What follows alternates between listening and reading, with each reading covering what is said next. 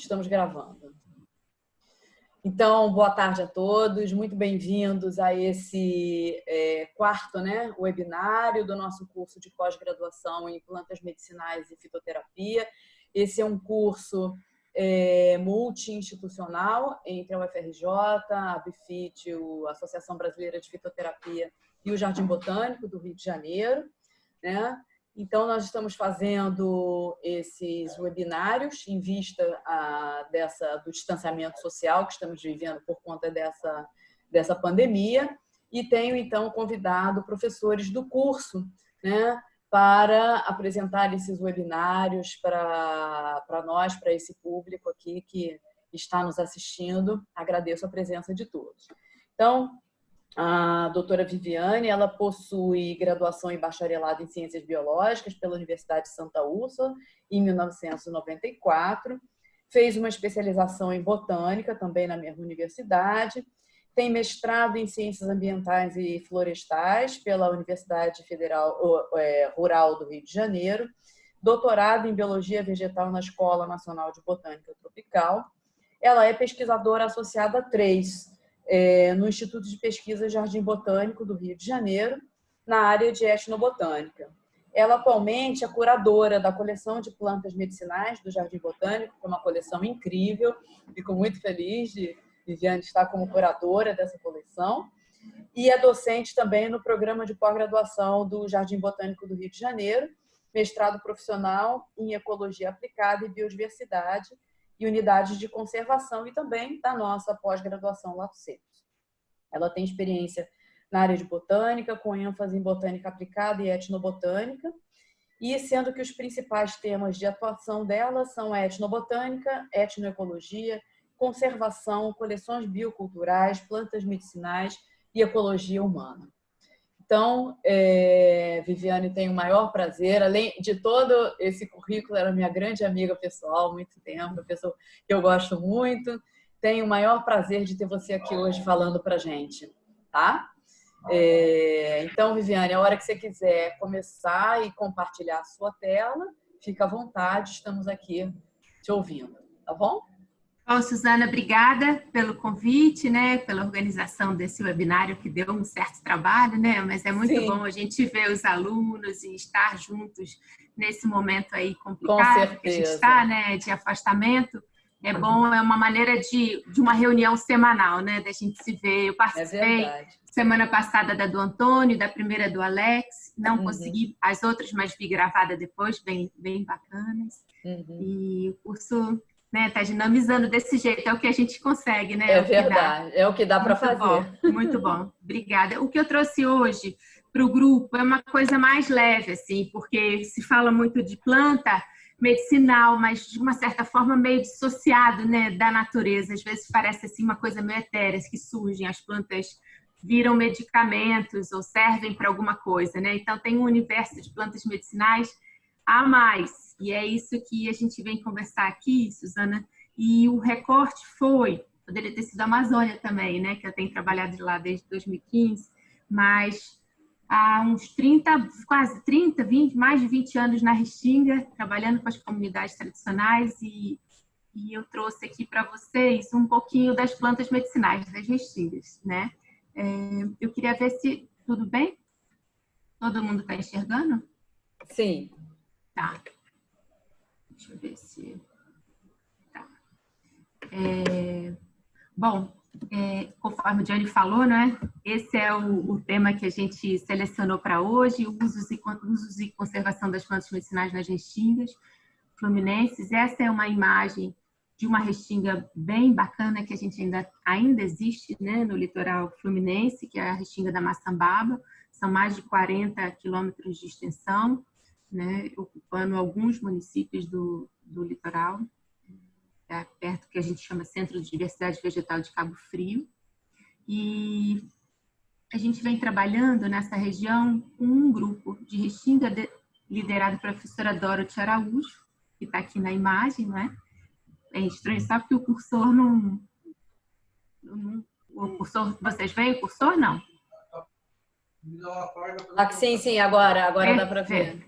Então, Professora Dorothy Araújo é a nossa líder de pesquisa, a gente faz parte do grupo de pesquisa do CNPq. Professor Silvio Farney, que conhece as Restingas muito bem, né, em termos florísticos e ecológicos, é com quem eu comecei a trabalhar há muitos anos atrás, na década de 1990. Né, comecei com esses dois na biologia, vamos dizer assim, na botânica. Tenho o prazer de continuar ainda nesse grupo e com o pesquisador Antônio Carlos, que trabalha com a fisiologia de sementes, e a gente vem integrando estudos nessa região, que a gente chama região dos lagos, né, há algum tempo. Bom, eu trabalho no Jardim Botânico do Rio de Janeiro, sou pesquisadora do Jardim Botânico do Rio de Janeiro, e a missão do Jardim Botânico é promover, realizar e divulgar a pesquisa científica com ênfase na flora, visando a conservação e valorização da biodiversidade, bem como realizar atividades que promovam a integração da ciência, educação, cultura e natureza. Bom, nesse sentido, por que eu chamo a atenção disso? Porque nem todo mundo, as pessoas conhecem o Jardim Botânico, que é um lugar belíssimo, mas no Jardim Botânico se faz pesquisa, se faz educação, se faz ciência e também se trabalha com a cultura, principalmente a cultura associada à biodiversidade, né? A gente integra esses conhecimentos dentro do Jardim Botânico. O Jardim Botânico do Rio hoje, além da coleção de plantas medicinais que você comentou, a gente tem uma coleção, a Rafaela está aí também nos ouvindo, que é a curadora do herbário do Jardim Botânico do Rio, com uma coleção, uma das grandes coleções, a coleção de referência do Brasil para as plantas nativas, e existem coleções associadas, né? Como é o caso da coleção etnobotânica, que é uma coleção de artefatos relacionados às plantas, e que é a coleção mais recente hoje. Então, a gente lida nessa coleção etnobotânica dentro do herbário com objetos, com artefatos que contam a história, remontam a história. Só um minutinho. Desculpa. Não, tudo bem, tranquilo.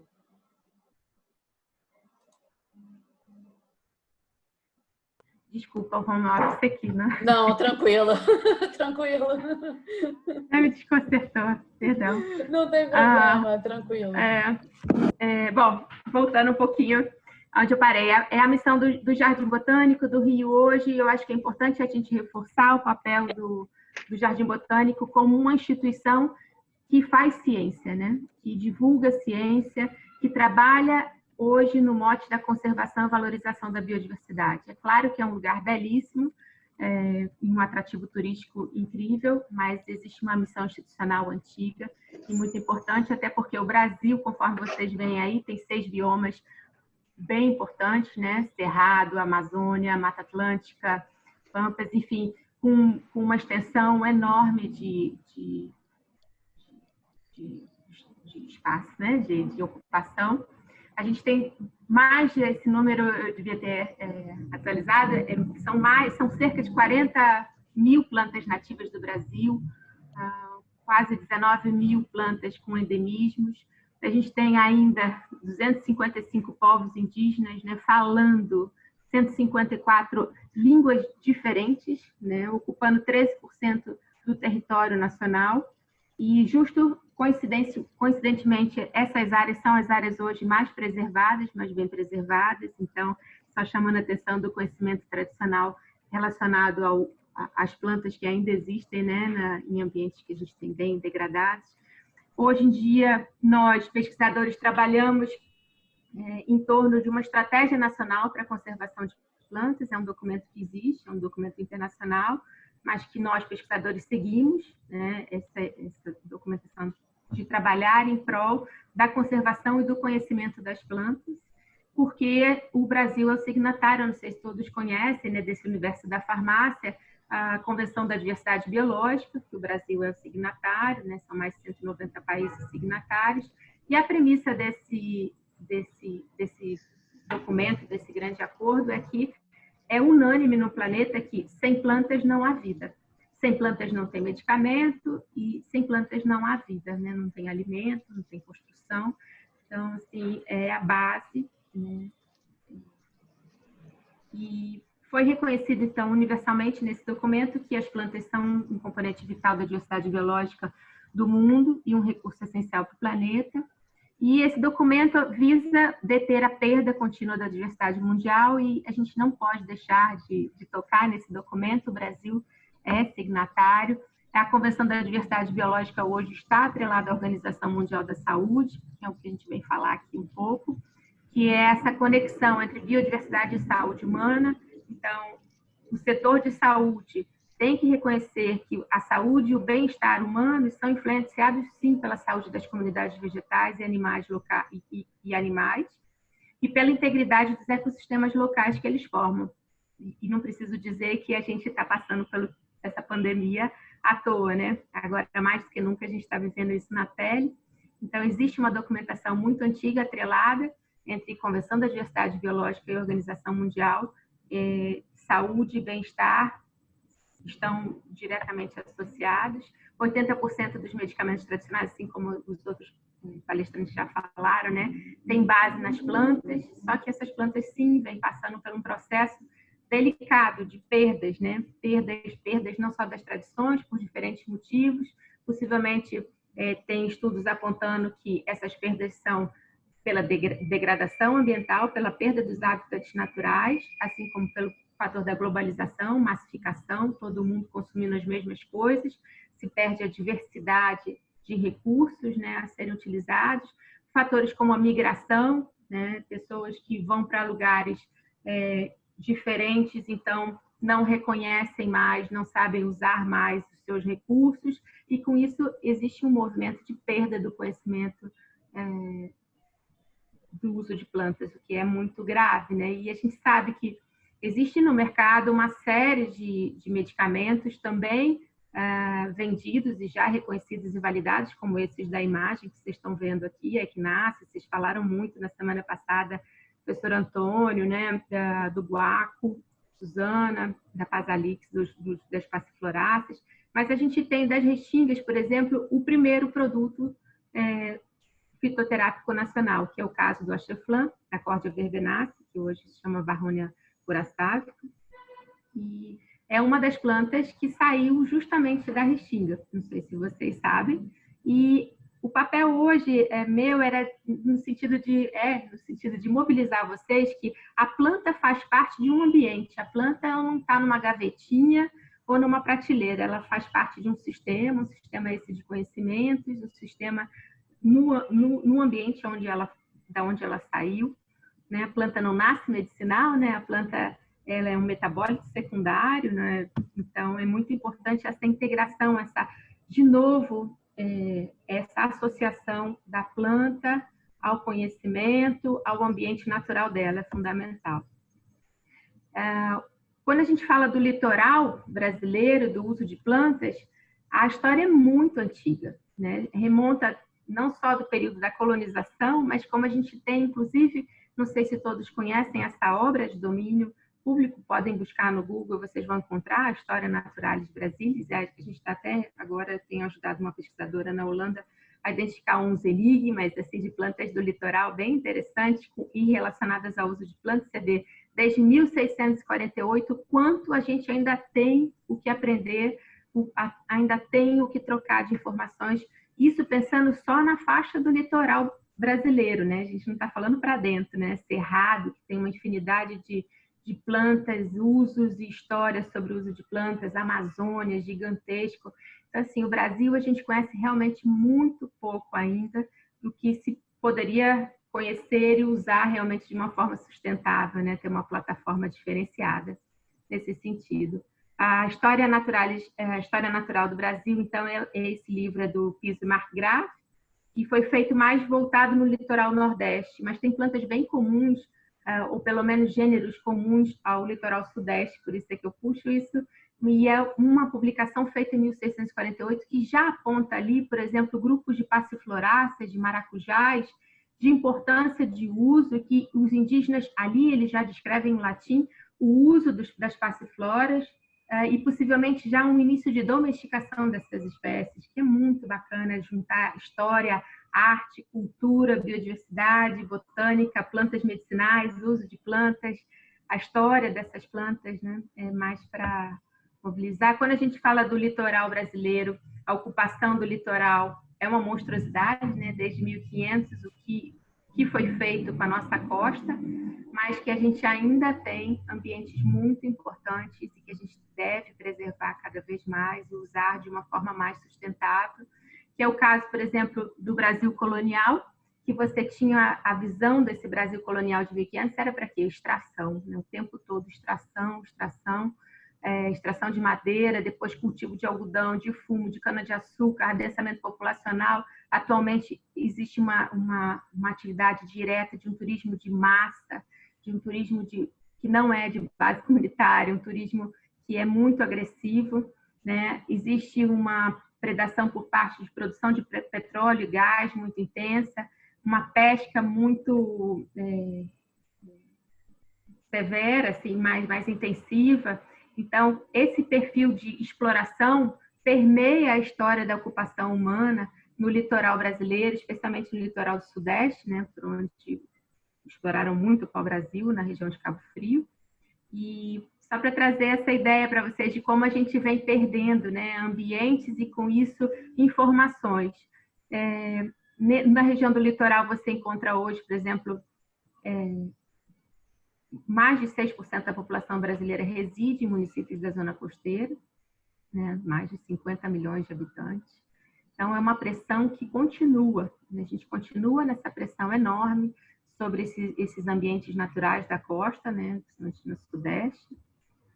E quando a gente fala em Restinga, finalmente, como é que a gente define, né? Restinga, a gente trabalha dentro de que conceito? A gente vem trabalhando no conceito de Restinga como planícies arenosas costeiras, com uma vegetação assentada sobre solos do quaternário, né? Com a composição florística, que é considerada como... Ela faz parte do bioma Mata Atlântica, né? As restingas estão dentro, são ambientes associados ao bioma Mata Atlântica. E elas têm um ambiente muito interessante, principalmente quando a gente fala em plantas medicinais, porque são plantas ali, possivelmente, que respondem de uma forma mais severa na produção de metabólitos secundários. Por exemplo, são plantas que vivem sobre fatores edáficos e de solo, assim, diferenciados, né? Muita exposição ao solo. Por exemplo, a gente já, em algumas épocas do ano, a gente já mediu a temperatura da areia branca, onde tem vegetação, com vegetação nas dunas, chega a 70 graus ao meio-dia. E à noite você tem uma baixa como um deserto, né? Então, eu acredito o potencial com que essas plantas não devem responder para poder sobreviver nesse tipo de ambiente, né? A questão da temperatura, a questão da umidade da água. A Restinga tem uma peculiaridade também incrível, que o lençol freático, ela tem essa cara aí, né, da areia branca, mas o lençol freático é bem superficial.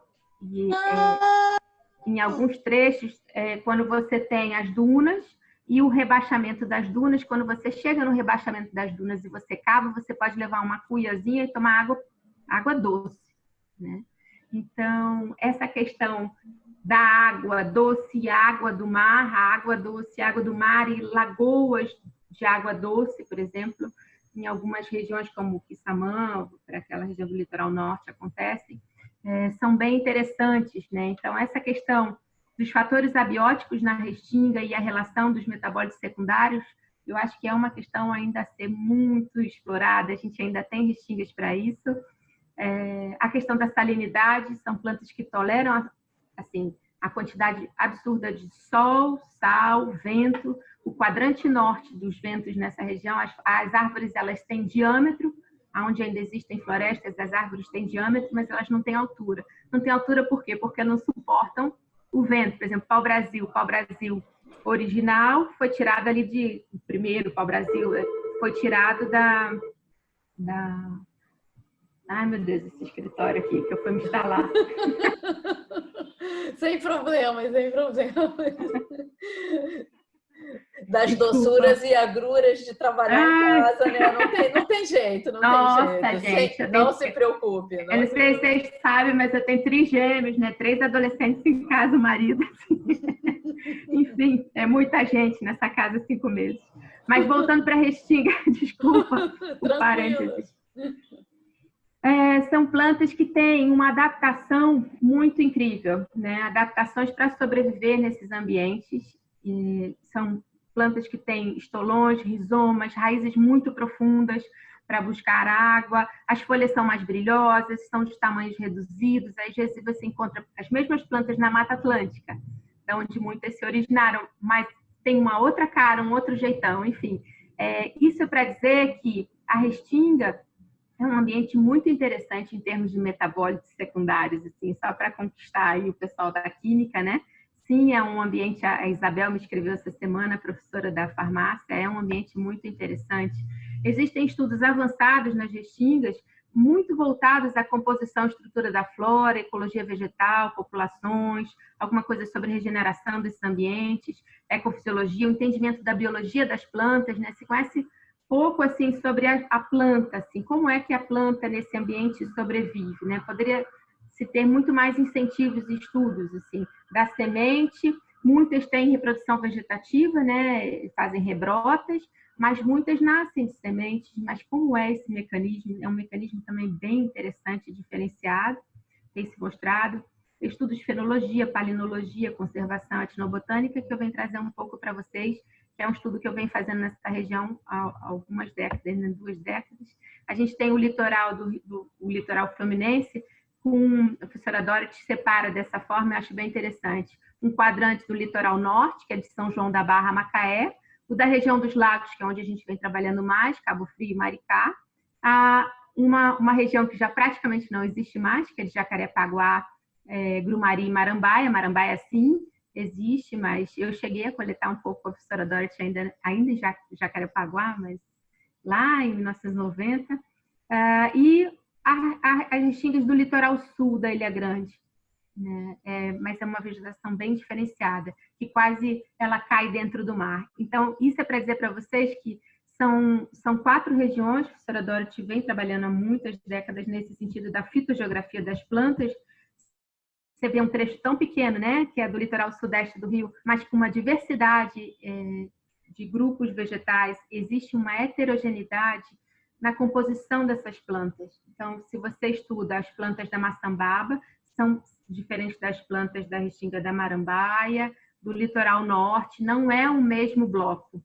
A professora Dorothy estudou isso muito e separou nesses 4 blocos, e realmente faz todo sentido. Por quê? Porque as restingas têm formações geológicas diferenciadas.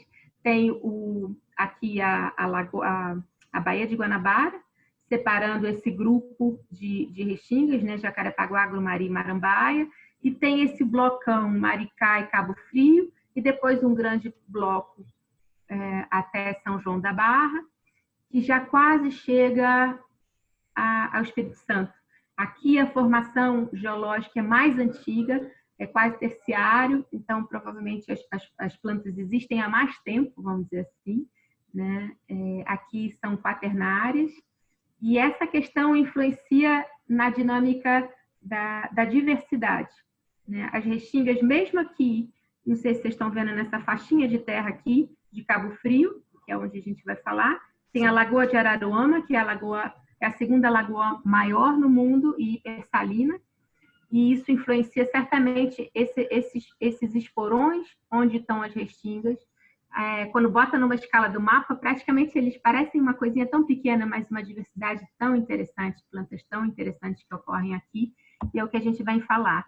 As restingas têm esse jeitão, você vê, elas têm uma heterogeneidade, não só na composição florística, mas como de ambiente. Você tem no Parque Nacional de Jurubatiba essas grandes lagoas, essa faixa de areia e cordões de areia com vegetação. Você tem na região de Cabo Frio uma vegetação diferente, com muitas dunas, ao contrário, né? Menos plana e com muitas dunas.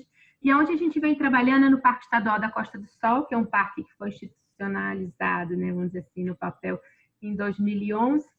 E ele divide o Parque Estadual da Costa do Sol dividido em núcleos, né? Um núcleo Saquarema, um núcleo Arraial do Cabo, que pega até um pedaço aqui vai Arraial do Cabo, Figueira, Monte Alto, e essa região da Praia Grande, e pega outros trechos também, mas é esse trecho que a gente vai falar mais aqui em termos de etnobotânica. A região dos lagos é uma região belíssima, né? Poderia ser explorada de uma outra forma. pelo seu cenário, a sua história de ocupação, a história do sal nessa região, esses moinhos, a história de um turismo baseado na paisagem, né? na conservação da paisagem, exploração. A gente vai para o interior da Itália ou da França, a gente estuda, né, as ocupações humanas, a história, os ciclos econômicos, e a gente poderia fazer diferente aqui, explorar essas paisagens que eram belíssimas, são pouquíssimas hoje, na região dos lagos. Hoje em dia existe, a gente sabe que tem um potencial turístico fabuloso, aqui está a ilha de Cabo Frio, e é um mar maravilhoso, uma região realmente com potencial turístico fantástico. E quando você fala da Restinga da Maçambaba, você fala de quase 40 quilômetros de extensão contínua, né, de vegetação de restinga, só que quando a gente, de novo, fala em restinga, só na Restinga da Maçambaba você encontra, na verdade, um mosaico de vegetação. Você não pode chamar tudo de restinga, assim, não é um bloco só. Você tem um mosaico de vegetação, como se fosse um jardim, né? Você tem, desde a vegetação que fica aqui, você está no mar, entrando na Restinga, você tem uma vegetação que a gente chama de Psamophila reptante, são plantas que aguentam a salinidade, serem lavadas pela água do mar. Você tem uma vegetação em alguns trechos mais extensa, que é a vegetação arbustiva fechada pós-praia, que a gente chama de uma brenha, né? Que são plantas arbustivas bem interessantes. Tem uma floresta não inundável, tem formações herbáceas, tem uma região também bem extensa da vegetação arbustiva aberta não inundável, e inundável também. Então, você vê que existe uma heterogeneidade dentro da própria Restinga, em termos de vegetação, por onde as plantas são distribuídas, e é nesse sentido que a gente vem trabalhando. Nessa região, tem uma ocupação humana bem interessante. Você tinha uns indígenas, né, no salto temporal, tem evidências dos tambaqueiros, caçadores-coletores, que ocupam essa região há pelo menos 4.000 anos. 4.000 a 6.000 anos, a professora Rita Shell, Lina Knaip, da arqueologia, vem estudando essa região. Então, assim, a ocupação humana aconteceu e acontece. Só que na expressão que vem acontecendo atualmente é que, depois da Ponte Rio-Niterói, é que realmente é uma ocupação desordenada e bem impactante para essa região. Basicamente, é uma região hoje onde você, em termos de comunidades tradicionais, ainda existem pescadores tradicionais, existem quilombos, como é o quilombo da Rasa, essa é a dona Eva, que ela já tem mais de 100 anos no quilombo da Rasa, em Armação dos Búzios. Aqui é a antiga paisagem, que era belíssima, né, das canoas, a gente também tem um estudo com as canoas de Arraial do Cabo.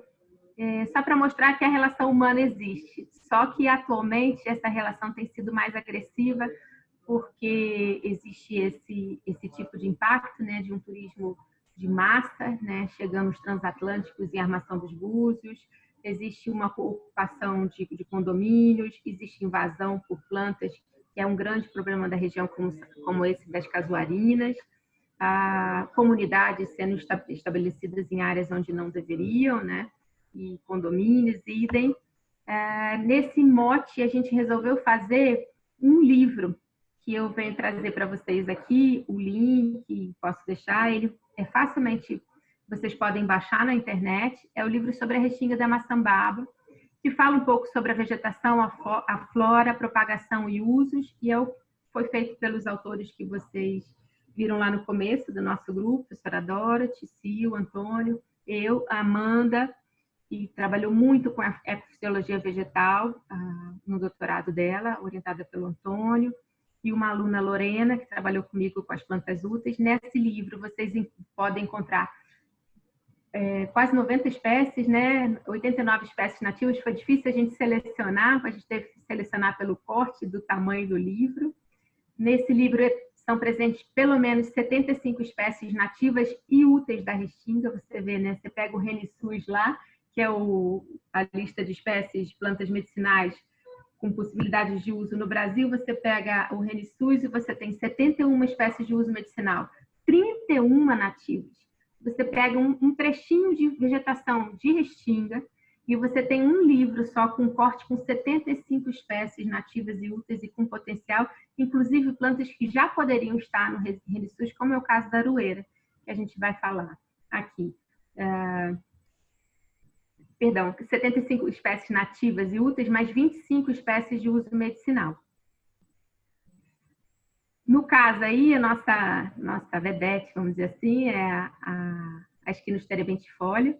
É uma planta muito interessante, é essa imagem que vocês podem ver no livro. E esse livro ele mostra a família botânica, a espécie, o nome comum na região, a ocorrência na região, a descrição breve da planta, informações ecológicas que foram levantadas por esse livro, o uso local, isso é muito importante, não o uso de uma compilação feita a partir de referências bibliográficas, o uso local, através dos estudos etnobotânicos que vêm sendo feitos, e observações. Aí sim, nesse campo, observações são interessantes porque a gente fez um estudo de quase validação, um retorno à comunidade. O que a gente chama de planta medicinal, como o caso da aroeira, é medicinal mesmo? Sim, é. E é medicinal mesmo para que finalidades? E aqui a gente lista, né, as possibilidades e validações do uso da aroeira, não só de uso tradicional, mas de uso realmente potencial. A aroeira é uma planta fantástica. Você tem o elixir de aroeira, pomadas, cremes, sabonetes, né, muito usado em lavagens de ferida, cicatrizante, muito comercializada como, um parênteses, né, como a pimenta rosa, quem conhece a pimenta rosa, que tem um valor de mercado incrível, valor ainda maior, está sendo explorada e comercializada internacionalmente para fixador de perfumes no exterior, então saem toneladas. Essas plantas hoje úteis e nativas, a gente pode dizer que basicamente é extrativismo, não se tem plantio, não se cultiva, vamos dizer assim, se extrai da natureza. São poucas as iniciativas que se tem de cultivo. Só que a Esquinus terebentifolia, a aroeira, ela tem hoje uma presença mundial, assim, um estudo feito por um grupo na Flórida, da Quave, do laboratório da professora Cassandra Quave, que vem estudando a aroeira, o extrato etanólico das folhas e cascas, porque tem tido uma informação fantástica para as superbactérias, né? Para as grandes infecções. Ela tem tido um enorme resultado para... Na verdade, ela não mata as superbactérias, né? Esses extratos. Posso estar errado, né, Suzana? Você me corrige aí nessa parte farmacêutica, vamos dizer assim. Mas, na verdade, esse grupo na Flórida procura mecanismos que enfraqueçam as bactérias, essas superbactérias. E a aroeira tem sido à frente de estudo desse grupo, o AVE, e com plantas que, não, embora seja uma planta nativa brasileira, eles não precisam sujar os pés aqui, eles estão extraindo, estudando. Na Flórida, essa planta é muito comum no litoral da Flórida, nos Estados Unidos. Inclusive, é uma praga, né, considerada assim por eles, e eles vêm estudando a partir dessas espécies lá. Me pergunto assim, será que as espécies de aroeira do litoral, por exemplo, Sergipe tem muita aroeira, se extrai aroeira, Espírito Santo, nas restingas do Espírito Santo, muita aroeira, nas restingas do Sudeste aqui nossas, muita aroeira. Será em termos químicos que elas são iguais? Será que existem comparativamente com as da Flórida, né? Enfim, essas perguntas ficam na minha cabeça, mas assim, quem sabe vocês da área da farmácia, a gente pode interagir e trabalhar mais junto no futuro, né? Tem áreas, eu não sei se vocês sabem, a aroeira hoje tem uma orientação técnica do INEA, que é possível ser feito extrativismo dela conforme uma orientação técnica, acho que 2014 ou 2015. Ou seja, existe um movimento grande em termos de exploração dessa planta e a gente precisava se organizar melhor, eu penso, sobre esse uso e potencial que a gente tem na nossa flora nativa. Certamente vai ser muito mais valiosa do que qualquer condomínio, né? Essa planta saiu no New York Times em 2016, foi capa do New York Times, uma cicata da Flórida, e justamente com essa chamada. Na crise dos antibióticos, essa é uma das saídas. Plantas que que enfraqueçam o mecanismo dessas superbactérias. E a aroeira tem um enorme destaque. Elas estão nas restingas nossas aqui do Sudeste, assim como estão os caimbês. Eu gosto de falar caimbê preto, que esse sim é o nome vernacular usado no litoral, que está sendo perdido pelo nome que foi associado ao Oxeflan, que eles chamam de erva balieira, esse nome comum. Esse nome comum não é um nome comum para as restingas fluminenses, né? É muito mais comum você escutar esse nome caimbê preto. Isso é interessante da gente falar nessa taxonomia folk, né, vamos dizer assim. As folhas são usadas e sempre foram usadas pelos pescadores nas dores deles de puxada de rede. Eles sempre usaram essa planta para fricção nos braços, principalmente nos braços. Historicamente, tem uma história, quem quiser, né, se aprofundar do conhecimento tradicional, e a questão do Oxeflan é uma história que é bem interessante de ser resgatada. Mas há muitos e muitos e muitos anos a gente escuta falar do uso para as dores no corpo, dores musculares, né? O uso é tópico. A gente tem outra, minha querida planta assim, né, professora Suzana? Eu bem sei que é queridona. A gente vem conversando sobre essa planta, é uma planta muito interessante, o bajiru. Bajiru, guajiru, é uma planta rasteira, que ela dá muito na beira de praia, bem comum. Os frutos são consumidos in natura, a gente chama de maçãzinha da praia, você anda e come, quase dá fruto o ano inteiro. Só que as folhas têm uma comprovação fantástica para diabetes, de uso na diabetes. E Arraial do Cabo já cita e fala isso historicamente há muitos e muitos anos. E a bibliografia tem essa validação importante, não só essa validação, como outras. Por exemplo, o uso dessa planta já associado ao tratamento em HIV, em situações de câncer, enfim, tem estudos avançados, grupos avançados trabalhando com essa espécie. E, de novo, assim como a aroeira, é uma planta que não se conhece o cultivo. Por que eu friso isso? Assim? Mas a gente pode fazer multiplicação por in vitro. Ok, mas as restingas estão sendo perdidas, né? Esses recursos naturais, essa diversidade genética também está sendo perdida, porque ocorre bajiru e é a mesma espécie, até o Pará existe guajiru, quase, algumas interrupções, mas por todo o litoral. E é uma das plantas muito interessantes, porque o Brasil e África é uma das poucas espécies comuns entre Brasil e África, ocorre lá também, e eles também usam bastante essa espécie. Então, assim, a gente tem importantes espécies na nossa restinga. Quando a gente fala em restinga, a gente pensa em praia, sol, mar, cervejinha, caipirinha, mas a gente tem que ter uma outra visão. É isso que eu gostaria hoje de deixar para vocês, essa outra visão do que tem ali. Não é só um monte de matinho, é um potencial muito importante de plantas e que se conhece ainda em termos da biologia da planta pouco. A gente conhece e cataloga as espécies, mas outros estudos a gente tem feito associados, que é essa busca do original, assim, da informação do uso, de como se usa, desde quando se usa, por que se usa, como essa planta nasce, como ela sobrevive, em que situações, né? Qual é a distribuição dela. Outra grande vedete que a gente tem na restinga, essa certamente todos conhecem, devem gostar, né? Caipirinha muito boa, geleia, sucos de pitanga. Pitanga é muito usada hoje no cosmético, na indústria do cosmético. Ela é uma planta muito importante da cultura. As mirtáceas, de modo geral, são plantas é um grupo de plantas muito importantes para as comunidades tradicionais do litoral, especialmente do litoral fluminense. É uma das plantas comuns no litoral fluminense, é a pitanga, onde são usados os frutos, são consumidos maduros, né, em doces, sucos, infusões de cachaça. Folhas são usadas para baixar a febre há muitos e muitos anos, há muitos relatos. No tratamento de diarreias e gripe, o tronco é usado na confecção de agulhas de costura de rede de pesca. E existe, sim, grandes comprovações, e hoje mirtácea, de uns 20 anos para cá, um pouco menos, 15, 20 anos para cá, é um dos grupos que vem sendo bastante estudados em termos de farmacêuticos, né, de farmacologia e fitoquímica, e vem demonstrando ação realmente analgésica, diminuição do trânsito intestinal, diurética, vasodilatadora, antihipertensiva. Então, é uma outra planta que a gente vê como bonitinha, ela realmente é muito linda, mas ela tem tido fantásticos resultados farmacológicos.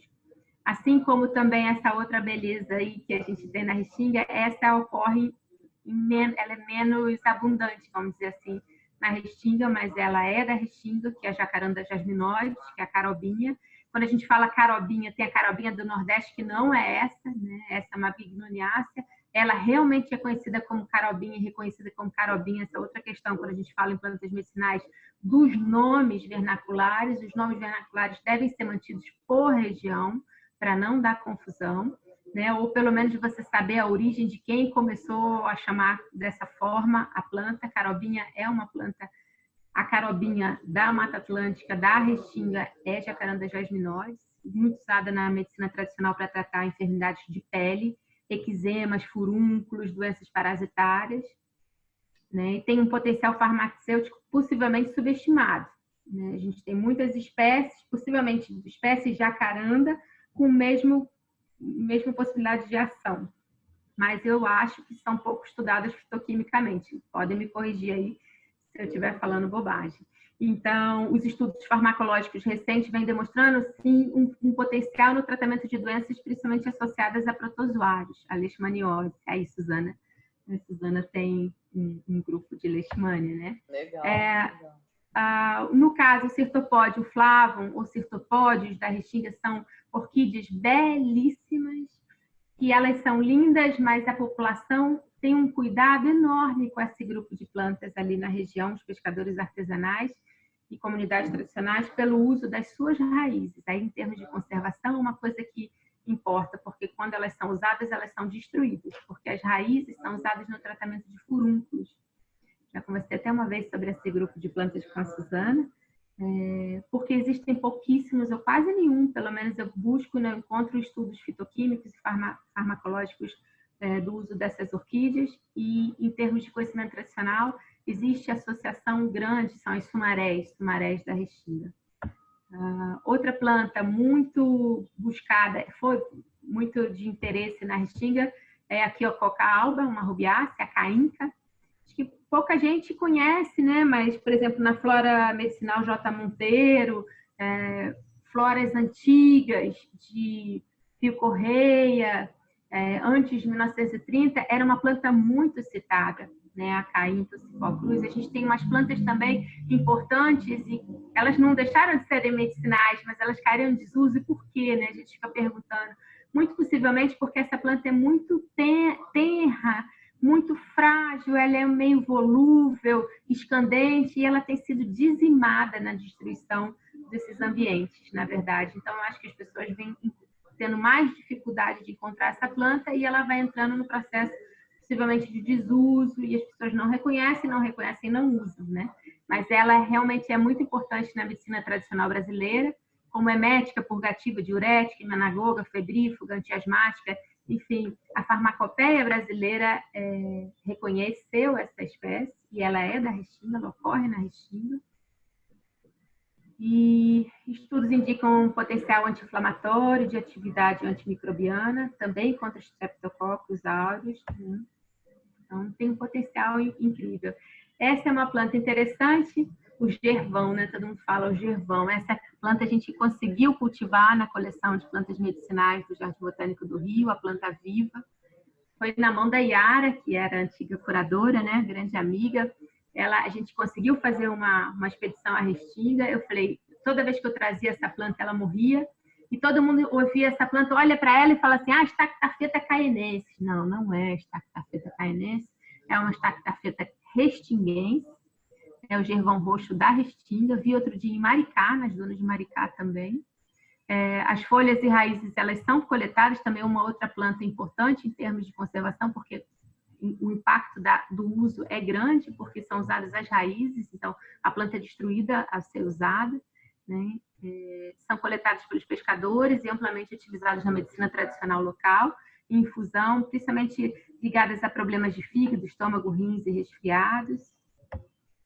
E hoje os desafios estão, né, para a conservação e manutenção dessas plantas, e esse potencial fantástico a perda realmente dos ambientes naturais, a perda do conhecimento tradicional associado, a dificuldade que a gente tem encontrado na gestão desses recursos vegetais devido às mudanças socioeconômicas, a fragmentação desses ambientes.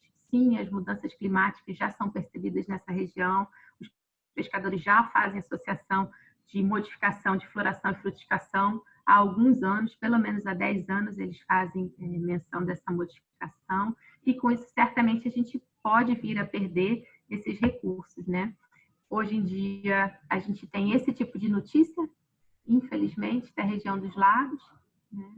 É uma região hoje com problemas sérios de segurança, o que tem diminuído um pouco tem diminuído bastante nossos estudos de campo, quando são pensados, tem que ser muito bem pensados.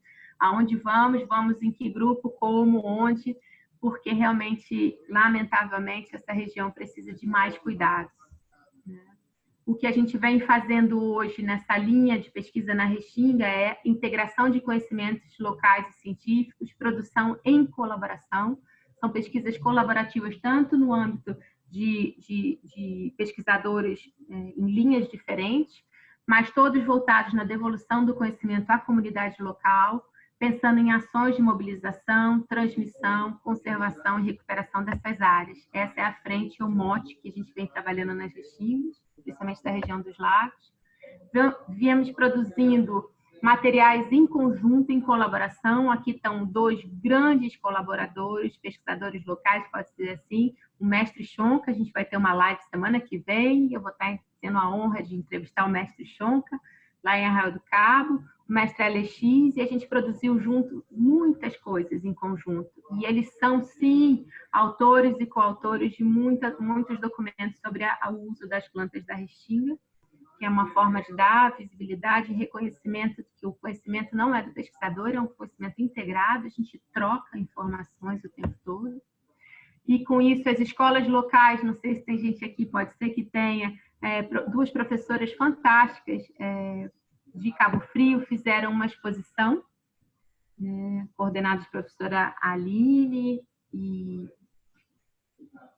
tem um grupo bem importante na região dos lagos hoje, em Arraial do Cabo, da professora Ana Paula, do IFRJ, campus de Arraial do Cabo, assim como essa escola em Cabo Frio, que fizeram um lindo...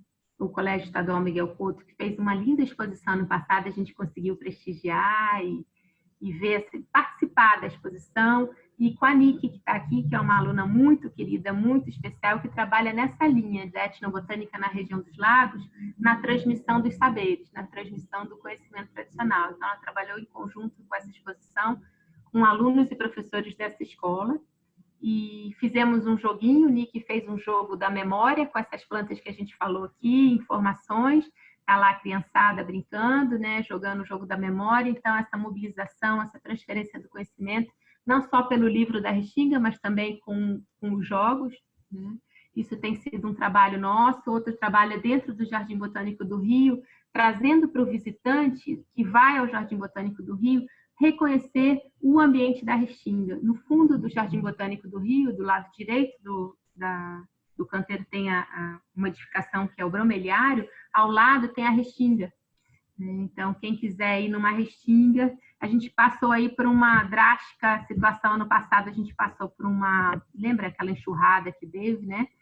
Que passou pelo Jardim Botânico também, por dentro do Jardim Botânico, e levou uma série de plantas, mas muitas continuam e outras têm sido colocadas no lugar, mas é um lugar dentro do Jardim Botânico do Rio, onde a gente convida a todos, né, para visitar e conhecer um pouco da Restinga, das espécies da Restinga. E a gente espera que, assim como a gente sabe que para a Amazônia 6 milhões de pessoas se beneficiam hoje de extração sustentável, sem desmatar, né? Tem toda uma linha que tem sido trazida pelo professor Carlos Nobre, Jolie e outros grandes pesquisadores sobre a bioeconomia na Amazônia, Amazônia 4.0, por que não? Né? Na Mata Atlântica 4.0, por que não a gente tentar em conjunto, de forma multidisciplinar e com as comunidades locais, melhorar as organizações de cadeias produtivas, modernização de produção, Por que não pensarmos como essa linha da Amazônia para a Mata Atlântica, né? Porque a gente ainda tem recursos importantes. Pensar na planta só na estante é uma coisa, mas sim, essa planta saiu de um ambiente. Qual é esse ambiente? Da onde ela vem? Qual a situação que estão essas plantas no ambiente? Existe cultivo? Existe conhecimento sobre o uso dessas plantas, né? Como fazer com as plantas medicinais, né? A gente fala tanto em utilização sustentável, acessível, inovadora de recursos. Precisa ter um mapeamento de cadeias produtivas, estudos, uma base de dados boas. Tem muitos estudos sobre espécies nativas de plantas medicinais, né, no Brasil, mas fortalecer as cadeias produtivas para fitoterápicos, valorizar o conhecimento tradicional, trazer essas comunidades tradicionais e locais, envolvê-las nos arranjos produtivos locais, pensando no salvaguardar tanto a diversidade de plantas como o conhecimento tradicional associado. Acho que isso é fundamental, né? A gente já falou disso antes. Enfim, não queria me estender muito, Suzana, e fica aqui meu contato. Se vocês quiserem hoje baixar o livro, essas informações, a gente tem um portal chamado portaldarestinga.eco.br e a gente tem as mídias sociais vinculadas ao portal, no Facebook e no Instagram. A gente tem Instagram, tem feito o Instagram da Etnobotânica JBRJ, que tem sido um sucesso, tenho amado, né, ver as pessoas ali. Mais de 1.000 seguidores, nossa, outro dia até os meninos aqui em casa riram. Mas, enfim, é isso. Eu queria agradecer muito a paciência de vocês e um começo aqui conturbado com esse home office, mas no final acho que deu certo, né? Tá bom? Tá. Deu muito certo, Vivi. Obrigada. Deu muito certo, muito bacana a sua apresentação, muito linda, muito viva, é sempre bom, né? A gente ouvir falar de natureza, meio ambiente, é revigorante, né? E essas imagens tão bonitas e a tua forma de apresentar assim, muito clara, muito fluida, muito, obrigada, né, como quem conta uma história, isso é muito gostoso, né? Aqui só elogios, ó, a apresentação foi fantástica, parabéns, encantadora e por aí vai. Tem alguns comentários, por enquanto assim não tem exatamente alguma pergunta, né? Tem vários comentários aqui, eu vou começar daqui a pouco a ler os comentários, mas eu gostei muito no final, né, da tua apresentação, você meio que fecha assim, né, com essa questão das questões de conservação, né? E eu acho que uma delas é através da educação para as crianças, para os locais, porque eu acho que só através da educação a gente vai conseguir transformar, né, esse país. E o que a gente vê é que às vezes algumas comunidades não valorizam o próprio conhecimento, né? Eu acho que ações desse tipo, né, como o que vocês têm feito e colocar os sábios, né, como coautores, isso é muito legal, isso é bacana porque a pessoa se sente valorizada, né? E eu acho que isso aí é um incentivo, e essas exposições nas escolas locais, isso aí, as crianças elas vão guardar isso para sempre. E aí você está trabalhando, né, desde a tenra idade, né? Elas vão desde pequenininha aprender, né, a valorizar e passar isso, crescer com essa ideia em mente, né? Então eu acho que é muito bacana. Eu fico muito satisfeita e acho assim, poxa, se pudesse ter mais iniciativas, né, nesse sentido, seria tão bacana, porque a pressão antrópica, a pressão imobiliária é enorme. A gente vivenciou esses dias aí a votação da utilização daquele fragmento de mata ali para fazer o Camboatá. Então, mobilização pública fantástica, né? Fantástica. Então, abaixo-assinado com 23 mil pessoas assinaram, né? Então, é isso, mas é o tempo todo a gente sendo bombardeado e parece que a atenção ela tem que ser constante, né?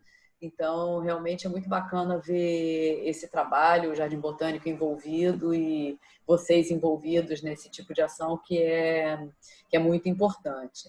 Aqui tem um comentário da Denise. Ela diz que o tema certamente será debatido no plano setorial de uso público do PEX, que está sendo construído. Sim. Então, que bom. Obrigada pela sua colaboração aí, Denise, por esse comentário. A gente fica contente, né? Aqui tem a Maria Nascimento, que tem assistido aí, né, todas as nossas apresentações. Ela falou: fantástica apresentação. Participei em Teresópolis do projeto para mulheres rurais, com plantas medicinais, e sua apresentação me trouxe grandes lembranças. Que bom, Maria. Obrigada. Deixa eu ver o que mais que temos aqui. Parabéns. Obrigada. E, Suzana, a gente vem fazendo também na Amazônia. Assim, essas semanas a gente vem trabalhando num grupo com o CIO e outras instituições, a Universidade de Londres. A gente vem trabalhando na produção de material didático para as escolas nas comunidades indígenas na Amazônia, de devolução. Então, que bacana. A gente faz a pesquisa, catalogação, conhecimento da flora, o uso da flora, mas é muito importante a gente ter essa devolução desse conhecimento, essa integração de conhecimentos e saberes, né? E a gente tem representantes indígenas também produzindo esses materiais conosco. É trabalhoso, mas é o que a gente acredita, né? É o que a gente acredita. Estou buscando outras perguntas aqui. Enquanto isso, se alguém quiser abrir o microfone... Podem falar também, né? Falar também, podem se manifestar. Aqui tinha alguém perguntou aqui onde conseguiu o óleo essencial da pitanga, não, da aroeira. Acho que eu li essa pergunta aqui. Calma aí. Onde eu compraram? Acho que foi da pitanga, não foi? Não, onde compraram o óleo essencial? Da pitanga, isso. Alguém está querendo saber. Porque a Liz falou que já temos o óleo essencial de pitanga sendo produzido e comercializado no Brasil. Isso eu não sabia. Interessante essa informação também. Gostei. O Antônio Carlos está aqui. Olha, Antônio Carlos, tem que aparecer. Tem que ligar. Que fez o livro, olha. Estou citada aqui. Suzana, posso perguntar? Pode. Deixa eu só fazer um comentário aqui, olha, da Alzimara, tá? A Alzimara falou que aqui em Macaé temos um bairro chamado Aroeira, por causa da planta, e que antigamente tinha em grande quantidade no local. Ainda tem em vários locais e nos fundos do hospital onde trabalho tem vários exemplares. Aqui na região usam ainda a aroeira para banhar a pele quando tem lesões. Sim. Muito interessante tudo isso. Ai, que bom. Que bom. Era uma planta muito comum, né? Mas agora na degradação dos ambientes, né? Ela vem sofrendo. As populações nativas vêm sofrendo. Algumas mais, outras menos. Mas, de modo geral, vem sofrendo bastante. Olha, elas são muito utilizadas pela população para essas feridas na pele, justamente pela alta concentração de taninos na espécie, né? Tem outras substâncias também que influenciam, mas ela é riquíssima e tem um poder cicatrizante altíssimo. Né? A casca da planta. Mas também queima, né? Usado em excesso, sim, e se no sol queima. Os pescadores têm essa narrativa, assim. No sol não pode de jeito nenhum. Eles tingiam a rede de pesca com aroeira, mas tinham preferência pelo murici, que é a Birsônima sericea, porque não queimava na pele. Assim, em quantidade, a aroeira pode também ser danosa, né? Sim, eu utilizei a aroeira depois de um acidente na perna e, além de cicatrizante, não ficou cicatriz, ela forma uma película que impede a penetração de qualquer inseto ou cria uma película e é rica em taninos, principalmente a aroeira vermelha, da casca bem vermelha. Funciona mesmo, eu usei já. Ela é muito boa. Tem comprovação científica sobre essa atividade. Isso aí deve fazer uma diferença, inclusive, entre a parte utilizada, Vivi. Por exemplo, no caso do fruto, o fruto ele vai ter uma resina, uma óleo-resina ainda, que pode causar queima, A né? queimação, Ao sol. Já não, mas eles Principalmente o usavam ácido a casca. anacárdico. Não, eles casca usavam a também? casca porque, assim como eles usavam a casca e a raiz do murici, eles usavam a casca e a raiz da aroeira também. Mas também contém ácido anacárdico na casca. Sim, tem taninos, são plantas antigas, né? Sim. Anacardiácea. Mas eles tinham preferência para atingir com o murici. Eu tenho uma pergunta que pode parecer bastante ignorante, mas é porque eu realmente não sou nem da etnobotânica, nem da farmácia. Quem é? Mas Tá falando? é o Johnny. É o Johnny. Johnny, tá. Como que se dá esse processo de conhecer se uma planta tem propriedades fitoterápicas ou fitoquímicas, ou não sei como se dá o nome correto, até o processo de desenvolvimento de um fármaco? Como que se descobre isso? Como que é essa integração entre os etnobotânicos e os farmacêuticos para vocês conseguirem, por exemplo, o caso da baleeira, que eu conheço como baleeira, na verdade, aqui em Praia Seca, em Araruama, eu já escutei vários moradores falando muito da baleeira. Moradores novos, né? Moradores antigos. Mais antigos. Coisa de... moram aqui 30, 40 anos, mais ou menos. Não são tão antigos. Mas... E aí, de repente, eu vejo aqui no teu slide um remédio, um creme feito da baleeira.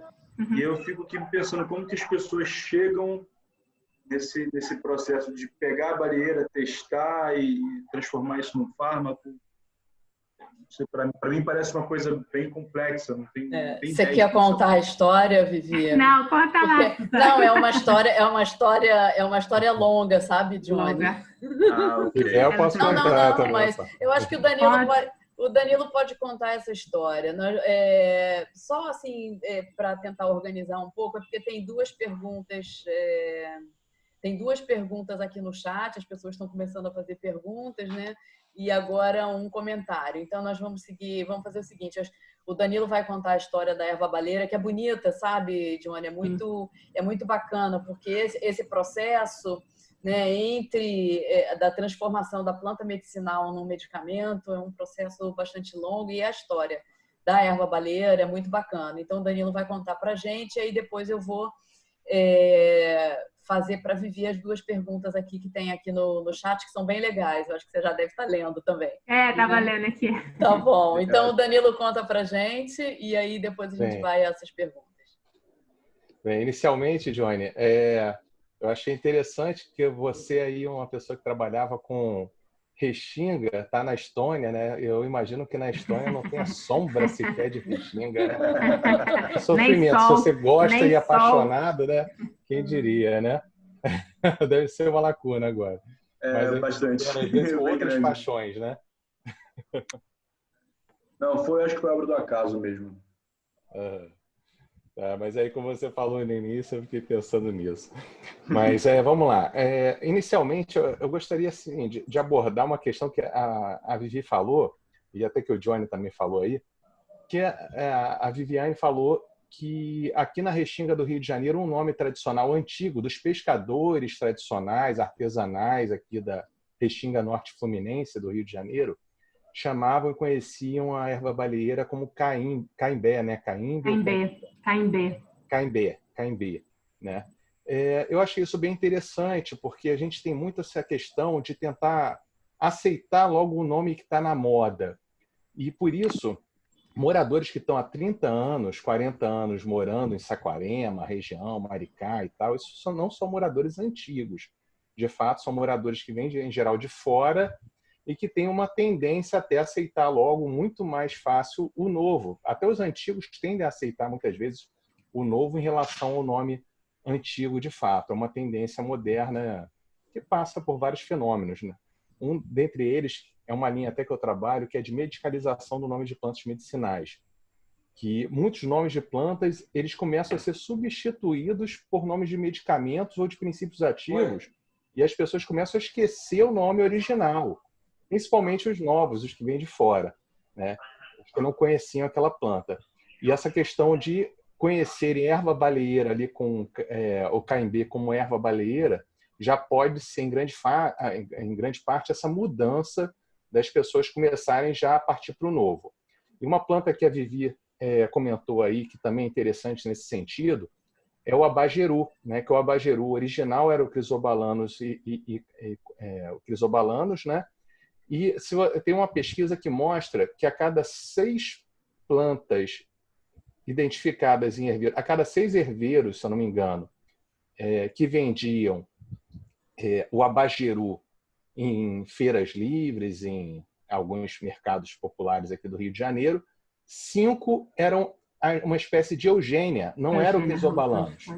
Só que a eugênia já é famosa por ter uma atividade hipoglicemiante, várias eugênias.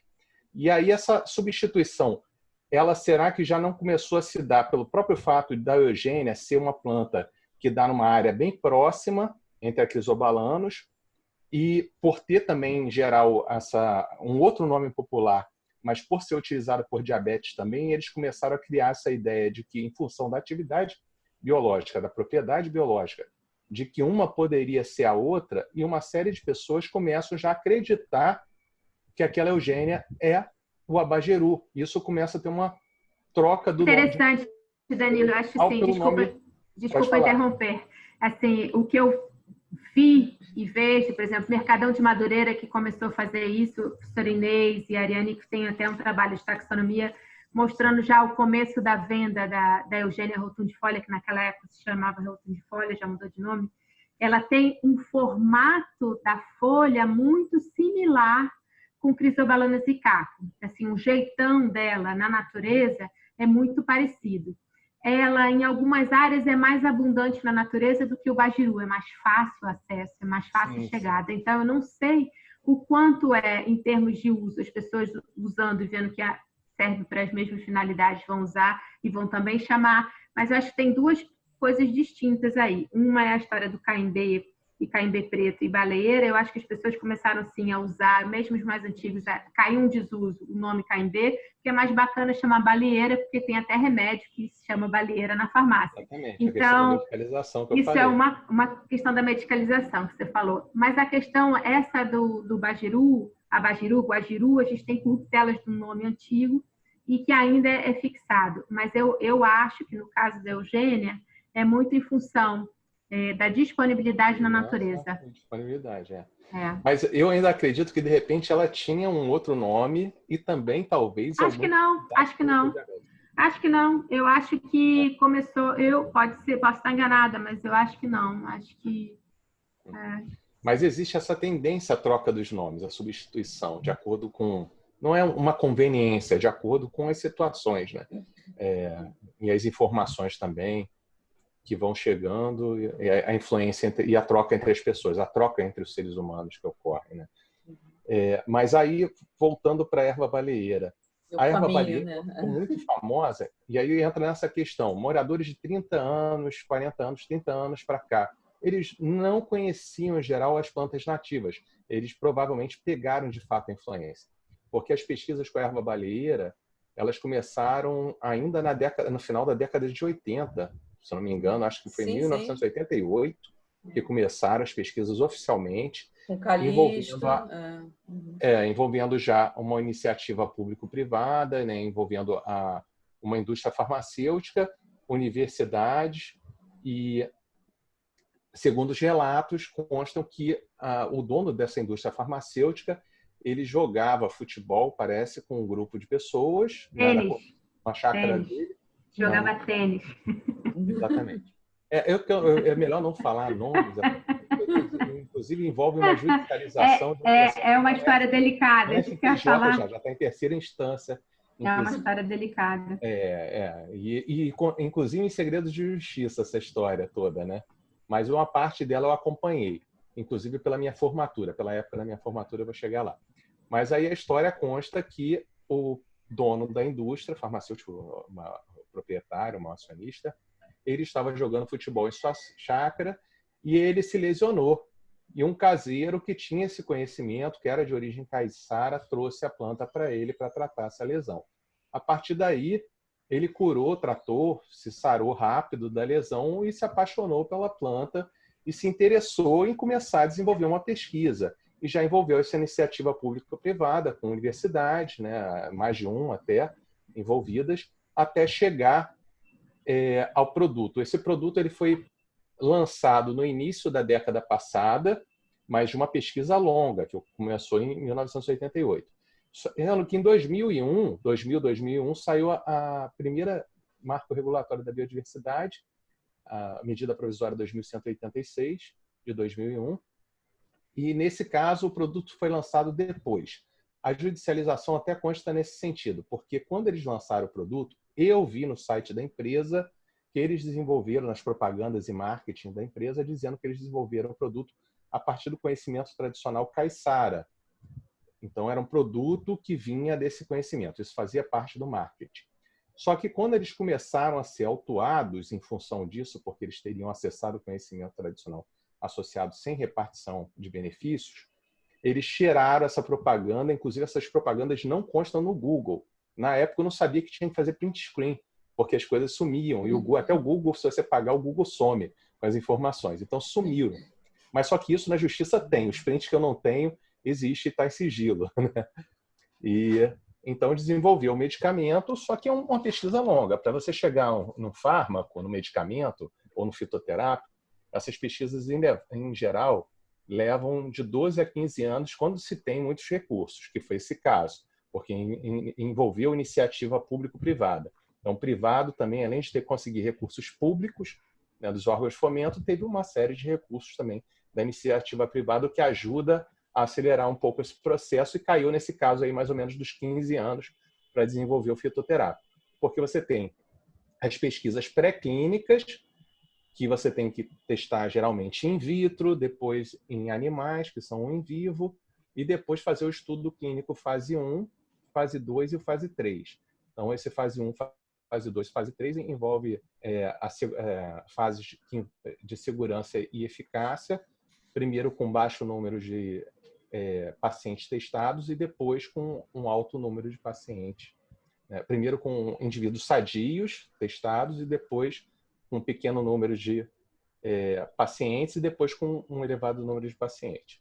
Então, esse processo é caro e leva muito tempo. E ele foi bem feito, a ponto de que chegou a ter um marketing também na década passada. Esse marketing ainda existe mais ou menos até hoje, de que foi o primeiro fitoterápico 100% brasileiro, foi justamente o da erva baleeira, porque foi o mais completo estudo clínico de segurança e eficácia que foi feito de uma planta nativa do Brasil.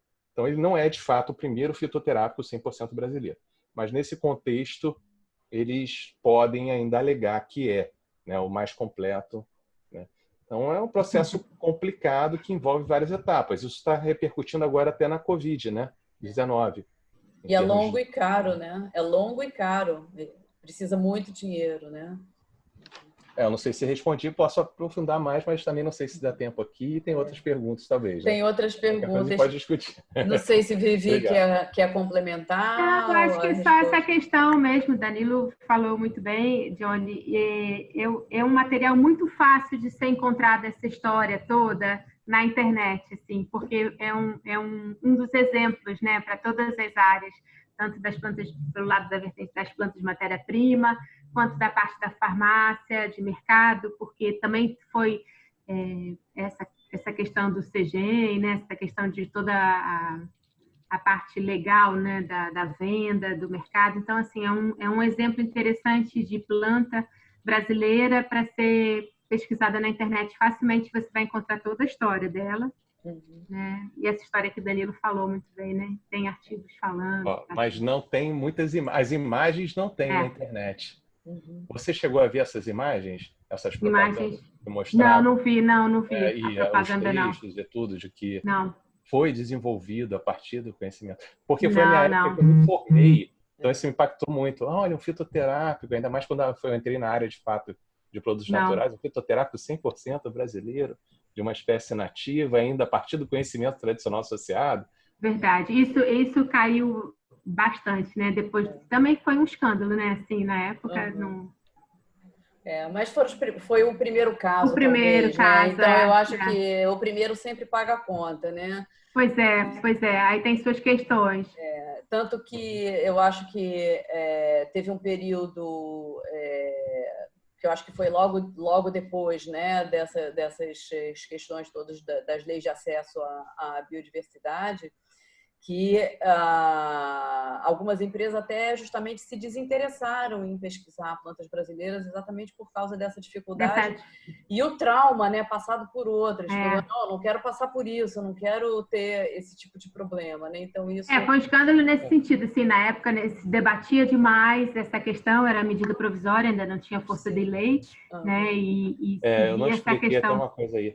Que foi o seguinte, que uma parte deles, das pessoas envolvidas que acham, entendem que não teve acesso indevido, é porque, embora o produto tenha sido registrado depois da lei, eles alegam que 99%, quase 100% das pesquisas ainda aconteceram antes da publicação da lei. Isso é um dos argumentos. Tem essa questão. A questão também do conhecimento difuso, porque então, não tinha como lei. é uma planta comum. Claro. Uhum. Tony, ela é uma planta da restinga, a gente chama. Até a professora Dorothy às vezes coloca e tira das listas dela como restinga, porque na verdade é uma planta que ocorre em ambientes bem degradados, bem sob pressão. Então, é uma planta muito comum no litoral todo e as pessoas usam para mesmo, os pescadores usam do litoral, principalmente sudeste, para a mesma finalidade. Também tem essa discussão em cima desse medicamento, essa questão do conhecimento é difuso ou não é difuso. Né? Essa é uma outra questão que também foi bem debatida, por isso é interessante, é um bom exemplo de se ler mais, né? Como uma planta nativa. Essa questão do conhecimento tradicional difuso, ela não era contemplada na legislação anterior e nem é bem contemplada na atual, sendo que a atual ela é bem clara nos seguintes sentidos, que se existe algum provedor detentor daquele conhecimento, algum detentor, que é necessário repartir benefício. E mesmo que seja conhecimento tradicional ou de origem não identificável, que não seria exatamente o caso, tem que repartir benefício com a União. Então, essa legislação está um pouquinho até mais clara nesse sentido. Esse é um outro tema que esse medicamento traz, é essa discussão do conhecimento difuso, não difuso, porque realmente pescadores do litoral do litoral da Mata Atlântica usam essa planta para a mesma finalidade, né? Que é uma das saídas, né? Complexo, né? É complexo. É bastante. Obrigado pelas explicações, gente. Nada. Então, vamos às perguntas aqui. Tem uma pergunta aqui do Bernardo. Ele pergunta se a vegetação litorânea da Costa Verde pode ser considerada uma restinga, por não apresentar cordões arenosos. É comum a transição da vegetação alta direto para a zona desnuda? Qual seria a denominação correta? Olha, aquilo que a gente falou sobre restinga é uma formação sobre planície costeira, né, sobre areia branca, de formações em épocas geológicas diferentes, terciário e quaternário. Essa região que eu acho que você está falando, Bernardo, da litorânea da Costa Verde, me parece litoral sul do estado do Rio, né? Você fala que é aquela região bem linda, indo para Angra dos Reis, Paraty, que você tem a Mata Atlântica caindo no mar, praticamente. No litoral sul do estado, as restingas estão presentes de uma forma diferenciada na Praia do Sul, né? Nas restingas da Praia do Sul. Se é em torno da subida daquela estrada bonita ali que vai no sentido Angra-Paraty, é Mata Atlântica. É Mata Atlântica. É Mata Atlântica. Se é isso que eu entendi. Tá bom? Não é restinga ali, não tem areia branca, não tem cordão de vegetação. Tá. Aqui tem uma pergunta do Antônio Andrade. Ele pergunta qual a relação... Conhece? Autor do livro da Restinga. Olha só, Antônio. Tá sumido aí, não aparece na foto, não. Pois é, liga a sua câmera aí, Antônio, pra gente ver, poxa vida. Apresenta o seu trabalho, que é lindo, de ecofisiologia vegetal das plantas da Restinga, ele que conhece muito bem. Então, ele pergunta para você qual a relação entre o conhecimento tradicional e as novas comunidades baseadas na segunda moradia, de veraneio. Olha, isso é complicado, né? Porque Eu não sei em termos de que ele quis dizer, essa questão do conhecimento. A questão das migrações, que a gente falou lá no começo da apresentação, é um problema em termos de possíveis perdas de conhecimento, né? A migração, porque é aquilo que o Danilo falou bem, você traz de fora outros nomes, você traz de fora outros conhecimentos, e as pessoas falam assim, dependendo da casa dele, se a casa dele é mais bacana. Eu lembro, nunca mais esqueço, interior de Maceió, de Alagoas, eu cheguei numa comunidade de pescadores, eu falei assim, gente, que peixe vocês têm? Ele olhou para a minha cara, sabia nitidamente que eu não era dali, e falou assim, salmão e tilápia. Eu falei, não é possível, salmão e tilápia não é daqui, né? Tilápia e salmão. É a mesma coisa, assim, o que é de fora, às vezes, é muito mais bacana. Então, essa questão da segunda moradia, o que essas pessoas trazem, muitas vezes podem sim dar problema. Mas a Nick, que está aqui, eu queria até convidá-la. Nick, pode falar?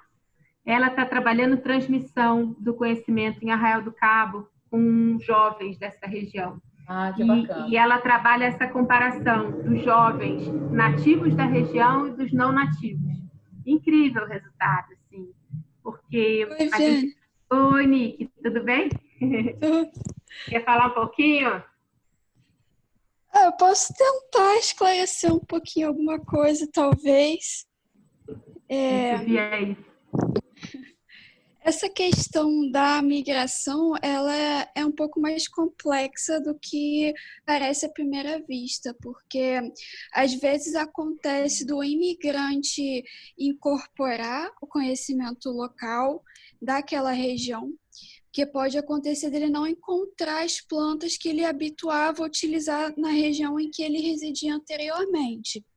Ou pode acontecer isso que você falou, de acabar erodindo o conhecimento local, no caso, por exemplo, aqui da região de Cabo Frio, porque os imigrantes vêm com outros conhecimentos que muitas vezes não são tradicionais. Então, assim, pessoas que vêm de grandes centros urbanos, que já não têm tanto esse costume. E aí pode interferir, né, nesses conhecimentos locais. Porque a questão você só conserva aquilo que você conhece. Se você não conhece, você não conserva. Então, algumas pessoas que têm essa segunda moradia, sim, dão valor, e aí é bacana, integram na região, mas a grande e boa parte vai para usufruir mesmo da praia, dos benefícios da região, das belezas cênicas da região. E que muitas vezes levam outras ou querem outras coisas. E com isso vai pedir comidas que não são dali, enfim. Esse mecanismo leva a uma possível perda ao longo de mais tempo, né? E é uma região com... Depois da década de 70, é muito isso que a Nick vem estudando, esse corte. A Ali Juan são 2 alunos que defenderam o mestrado na Escola Nacional de Botânica, e eu orientei, eles são moradores de Cabo Frio, e vem estudando muito essa região nesse sentido, de como é essa alteração do conhecimento ao longo do quê, né? Porque você tem o salto temporal da colonização, né, de 1500, da extração de pau-brasil, e você tem um segundo outro tempo aí, num salto temporal, que é a construção da Ponte Rio-Niterói, que realmente é um impacto nessa região em termos de migração. É interessante. Deixa eu fazer uma pergunta, só um instantinho, Danilo, porque ainda seguindo essa coisa do impacto, né, de veranistas e pessoas que, digamos que passaram, ou seja, que adquiriram casas na região ou terrenos e construíram casas. Uma coisa que muito, assim, que me preocupa e que eu sempre penso, por exemplo, às vezes essas pessoas adquirem casas nessas regiões e trazem para plantas ornamentais que são exóticas, né? E qual o impacto disso, né, em termos assim, você já observou, por exemplo, nos seus trabalhos com a restinga, por exemplo, você acabar encontrando plantas que são exóticas, mas acabaram se transformando, digamos, se tornando espontâneas e se integrando. Como é que é isso? Porque isso é uma preocupação, né? Isso a gente vê na Serra e isso e provavelmente nas restingas deve acontecer também, né? Porque as pessoas querem Daqui a botar um jardinzinho bonito, né? Na serra, você está cansado de ver aqueles pinos, né? Um monte de pinheiro plantado em Teresópolis, né? Pinheiros que são aquelas que são europeus, né? Que são e na região ali muito interessante costeira essa mesmo. Deve acontecer. pergunta. É casuarina, a Denise colocou. Assim, é interessante em dois sentidos. Assim, não é tão fácil para a planta estabelecer estratégias de vida na Restinga quanto é, por exemplo, em Teresópolis e Petrópolis, que é mais ameno, né? Que tem uma região mais fácil de você lidar. Então, na Restinga, as plantas precisam ter, Antônio que sabe disso melhor que eu, está aí escondido. As plantas têm uma estratégia de vida, né, para elas sobreviverem. Então, você tem... As casuarinas são um grupo bem particular e bem problemático, sim, para essa região. Denise sabe bem disso.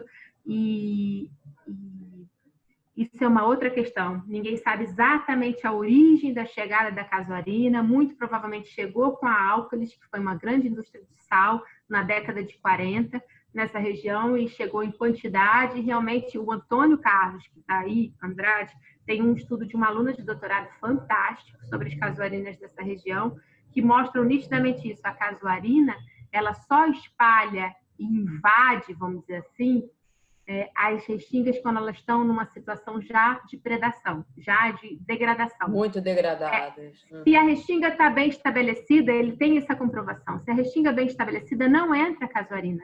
Então, para você ver como é um ambiente da restinga interessante nesse sentido, né? Essa estratégia de vida na restinga, as respostas dessas plantas a esses ambientes são muito interessantes. Então, você não vê essa mesma facilidade como você vê para outras regiões de Mata Atlântica, lá senso estricto, assim, que é mais ameno, tempo, clima. Você sim vê, por exemplo, a Denise deve saber também, na área do antigo lixão em Saquarema, isso é muito comum. Áreas de lixões, Saquarema, em Búzios, tem lixões muito antigos. E aí sim você vê ali por perto, você vê nitidamente que aquilo ali está alterado. E aí sim você vê plantas que o pessoal deve fazer jardim em casa e joga resto de vaso, e as plantas vão, aquelas calanchões, saião, aquelas coisas são bem... Elas conseguem resistir. Mas não é comum. A restinga, se ela estiver bem estabelecida em termos de vegetação, ela dificilmente incorpora plantas. Pode ser, Antônio corrige, mas assim, a casuarina é um ótimo exemplo. Assim, ela não invade. Ela continua em áreas que já estão sob de algum grau de degradação. Que bom, isso aí, é uma sim, coisa... elas são bem rústicas, elas são bem violentas, né? E tem estudos de banco de sementes, elas duram anos debaixo da terra, as sementes, então elas têm um mecanismo de vida bem violento. É uma outra história, assim. A casuarina é um grupo de invasoras bem interessante. Que coisa. E fora que espeta o pé, né, de quem vai à praia, né? Espeta o pé, aquelas acículas, né, aquelas folhas na forma de agulha, elas criam uma massa, no solo, né? E muitas vezes acidifica o solo, enfim. É uma biologia muito interessante. Tudo. Que loucura. Impressionante. Fala, Danilo, desculpa eu te interromper, mas é que eu queria manter ali a linha de pensamento, né? Mas a minha ideia também é manter aqui. Então, por exemplo, quanto mais você degrada, quanto maior são as mudanças climáticas, mais fácil algumas espécies invadem e mais fácil algumas espécies são extintas, né? Ou quase extintas, dependendo da área. E aí as áreas mais preservadas ainda mantêm, às vezes, um pouco dessas espécies que estão sendo extintas nas áreas menos preservadas, porque elas são mais suscetíveis. E a caínca, você falou que é uma planta que eu já sabia que ela estava, né, é uma planta vulnerável, meio ameaçada de extinção, e você falou que ela é mais sensível. Antônio, a gente sabe onde ocorre ainda a caínca nessa região, mas a gente não conta. Oi? A gente sabe onde ainda tem, mas a gente não conta muito, porque são populações diminutas. Sensível, como você falou.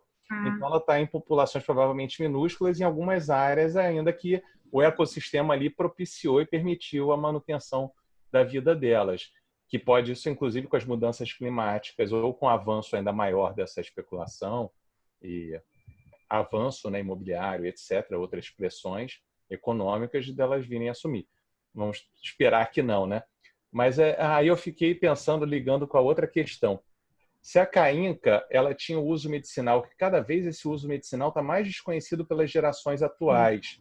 Isso já não vem também pelo fato de não ter a biomassa, de não ter mais do produto, a matéria-prima, o recurso natural já ter se esgotado. Então, a partir do momento que ele começa a se esgotar, se as pessoas não veem, não conseguem coletar, olhar, né, conhecer, porque para você conhecer, muitas vezes, ainda mais quando a transmissão do conhecimento era, né, pela demonstração, conhecimento oral, então, se a pessoa não tem acesso ali, ela se perde esse conhecimento. Então, a caínca, ela deixou praticamente, né, ultimamente, de ser conhecida e Não sei, Danilo, sabe por quê? Possibilidade de começar, né, às vezes, até a usar outra planta como caínca, aquela história que eu falei. Como essa não tem mais, não é, eu acho que não é o caso aí. Mas aí você começa a achar um sucedâneo para ela pela atividade biológica. Então, não sei se aconteceu isso, mas ela o uso não diminui? Bom, aí tem algumas questões. Uma delas na etnobotânica que eu gosto mais é quem eu tentei muito exprimir dados aí do meu doutorado que eu não consegui publicar ainda, que é sobre disponibilidade de recursos na restinga. Então, para mim, as plantas mais dominantes, mais abundantes na natureza deveriam ser as plantas mais reconhecidas, mais importantes. E não é fato. A disponibilidade na restinga não foi fato. Sim. As pessoas acabavam escolhendo e sabendo, às vezes, onde tinha um único indivíduo de uma espécie, que eu não vou contar. E aí, as pessoas sabiam aonde essa espécie tinha. E pessoas diferentes, Saquarema, a pessoa sabia, e eu pensava, mas para onde fica? Em tal lugar. Em Búzios, os antigos, você conhece essa planta? Conhece em tal lugar. Sim, pessoas diferentes da região dos lagos conhecem, às vezes, um único indivíduo, entende? Sabe a floração e frutificação desse um indivíduo. É muito interessante. Então, só para tirar um pouco esse peso, assim, no sentido do porquê do desuso, eu não sei. Eu tenho uma outra planta que eu venho também olhando com cuidado, e esses trabalhos são demorados, né? De observação, amadurecimento, comparação de informações. A gente não pode ir direto no achismo, né? Não vai ser um mestrado que vai responder muitas vezes isso, um mestrado que tem 6 meses a 1 ano de trabalho de campo, né? Até a pessoa chegar a ter identificação, um rapport, uma confiança da comunidade, ter esses dados mais históricos, é bem complicado. Então, o que a gente vê para a caínca, eu acho que as pessoas não usam mesmo, porque não tem importância. Ao mesmo tempo que tem plantas que eu vejo que são muito medicinais e as pessoas nunca me falaram. E, enfim, o que eu quero dizer é a seleção, são as preferências e as seleções, por N fatores diferentes, que é o que a gente vem estudando. Às vezes por palatabilidade, às vezes por afinidade, às vezes por história de vida. E a caínca é uma planta que eu vejo muito nas floras antigas, do passado, como flora medicinal brasileira, sabe? Assim como as dostênias, os caapiais, as moráceas da Mata Atlântica. Também é um outro grupo de plantas que eu venho olhando muito, e lá nas medicinais e era deixou vários indivíduos, eu fico olhando para eles todo dia, e pensando, por que não se usa mais, não se estudam mais os carapiais, se usam muito poucos carapiais, as dostênias. São fantásticas as dostênias. Você é muito utilizada ainda a dostênia. Você acha? Eu não acho. Assim, nas comunidades que eu conheço... usa muito. Usam. Pois é, tem essa variação, essa heterogeneidade de conhecimentos, de preferências, isso é que a gente tem que estudar local a local. A caínca é uma planta que, de um modo geral, na Mata Atlântica, eu não vejo nas listas de plantas úteis para a Mata Atlântica com facilidade. E é uma planta da Mata Atlântica, é uma planta da restinga. E, por exemplo, os pescadores locais apontam uma vez só, apontou essa planta, ou seja, não é das preferências, não é um bajiru, que é unanimidade, não é uma pitanga. Que legal. Isso tem algumas vertentes, que eu quero dizer assim, algumas perguntas. A disponibilidade é uma pergunta, o porquê do não uso é outra pergunta, será que são preferências por quê? Né? Ou se para que ela serve não é um problema ali, então as pessoas também não procuram. Tem outras questões, né? Uhum. Agora, Vivi, aqui tem uma outra pergunta para você. Essa pergunta aqui é da Isabel. A Isabel quer saber se o Jardim Botânico fornece mudas ou sementes para reflorestar a restinga, pois ao comprar plantas nativas você estimularia o extrativismo. Estimularia? Boa Uma pergunta, Isabel. Assim, as pesquisas do Antônio Carlos, doutor Antônio Carlos, pesquisador lá do Jardim, que trabalha no nosso grupo, ele doou e doa uma série de mudas. Cada leva dessa de alunos de mestrado e doutorado na Restinga, que estudam a biologia das plantas, ele, por exemplo, acho que a última leva foram 300 mudas para a Prefeitura de Arraial do Cabo, sabe? Agora, é aquela questão, né? A doação é feita, mas aí a manutenção, onde é feita, assim, é outra questão. Mas tudo depende a venda é uma outra história, né, dessas plantas, mas a disponibilidade de mudas no sentido de recuperação de áreas tem um movimento, não é grande, mas tem esse movimento do Laboratório Sim de Sementes do Jardim Botânico do Rio em prol da recuperação de áreas, principalmente nas áreas de Arraial do Cabo. Isso aconteceu, principalmente na época que o Antônio tinha mais alunos de doutorado na região. Ele produziu bastante mudas e levou muitas mudas para a região. Bacana, muito bom. Isso é ótimo, isso é um excelente a reintrodução, notícia. né? Sim.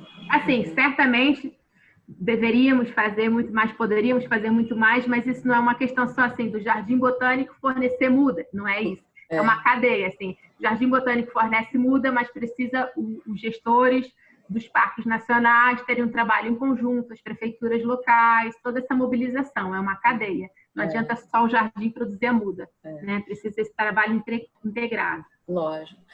Principalmente os hortos locais, né? As pessoas que vendem plantas, né? Porque geralmente as pessoas quando compram suas casas, às vezes elas vão comprar plantas, digamos, para colocar nos seus jardins, nos hortos, nas lojas de plantas, né? Dos locais, então... Isso é uma outra questão importante também. O que é importante é você tem, às vezes, a aroeira, por exemplo, é uma planta comum no litoral, sim, mas a diversidade genética, essa manutenção é muito importante. O que a gente falou no começo, da heterogeneidade das plantas, não só da composição, mas em termos genéticos. Então, não adianta você trazer uma planta de Macaé e estar em Arraial do Cabo, embora seja a mesma espécie, entende? Às vezes isso vai causar uma questão muito complicada em termos de população naquela região. É o que a gente vem conversando e discutindo no grupo sobre recuperação de áreas de restinga. Porque às vezes você pode ter viveiros intensos no litoral norte, mas essas plantas não vão ser boas para a região dos lagos, vamos supor, embora sejam as mesmas espécies. Entendi, né? Que interessante. Olha, que olhar diferente. Muito legal. É bastante complexo. Um exemplo... Um exemplo legal é até da estactafeta, né? O gervão roxo, um gervão roxo que a gente tem algumas estactafetas como gervão roxo, são extremamente resistentes e podem ser cultivadas, e a da restinga, ela já é muito mais perecível, pelo que você falou. E a importância da identificação botânica, porque as pessoas ouvem, né? Gervão roxo aqui, é o mesmo de lá. Cainensis. Cainensis. Então, não e é muito mais suscetível à mudança de ambiente, né? E das mudanças climáticas, provavelmente. Olha, eu fiquei interessadíssima nesse gervão da restinga. Depois a gente vai conversar sobre ele. Olha, tem outra pergunta aqui. A Renata, ela te dá os parabéns pela apresentação, tá? Excelente. E ela gostaria de saber se vocês também trabalham com as partes alimentícias das plantas da restinga sobre o conhecimento tradicional do uso. Ela diz que ela trabalha na Embrapa, a Agroindústria de Alimentos, a Embrapa lá de Guaratiba, né? E já fizemos algumas pesquisas sobre compostos bioativos de frutos da restinga, principalmente da família Myrtácea. O Marcelinho, eu acho, né? É o mesmo grupo, né? É o Marcelo que estuda Myrtácea, eu acho.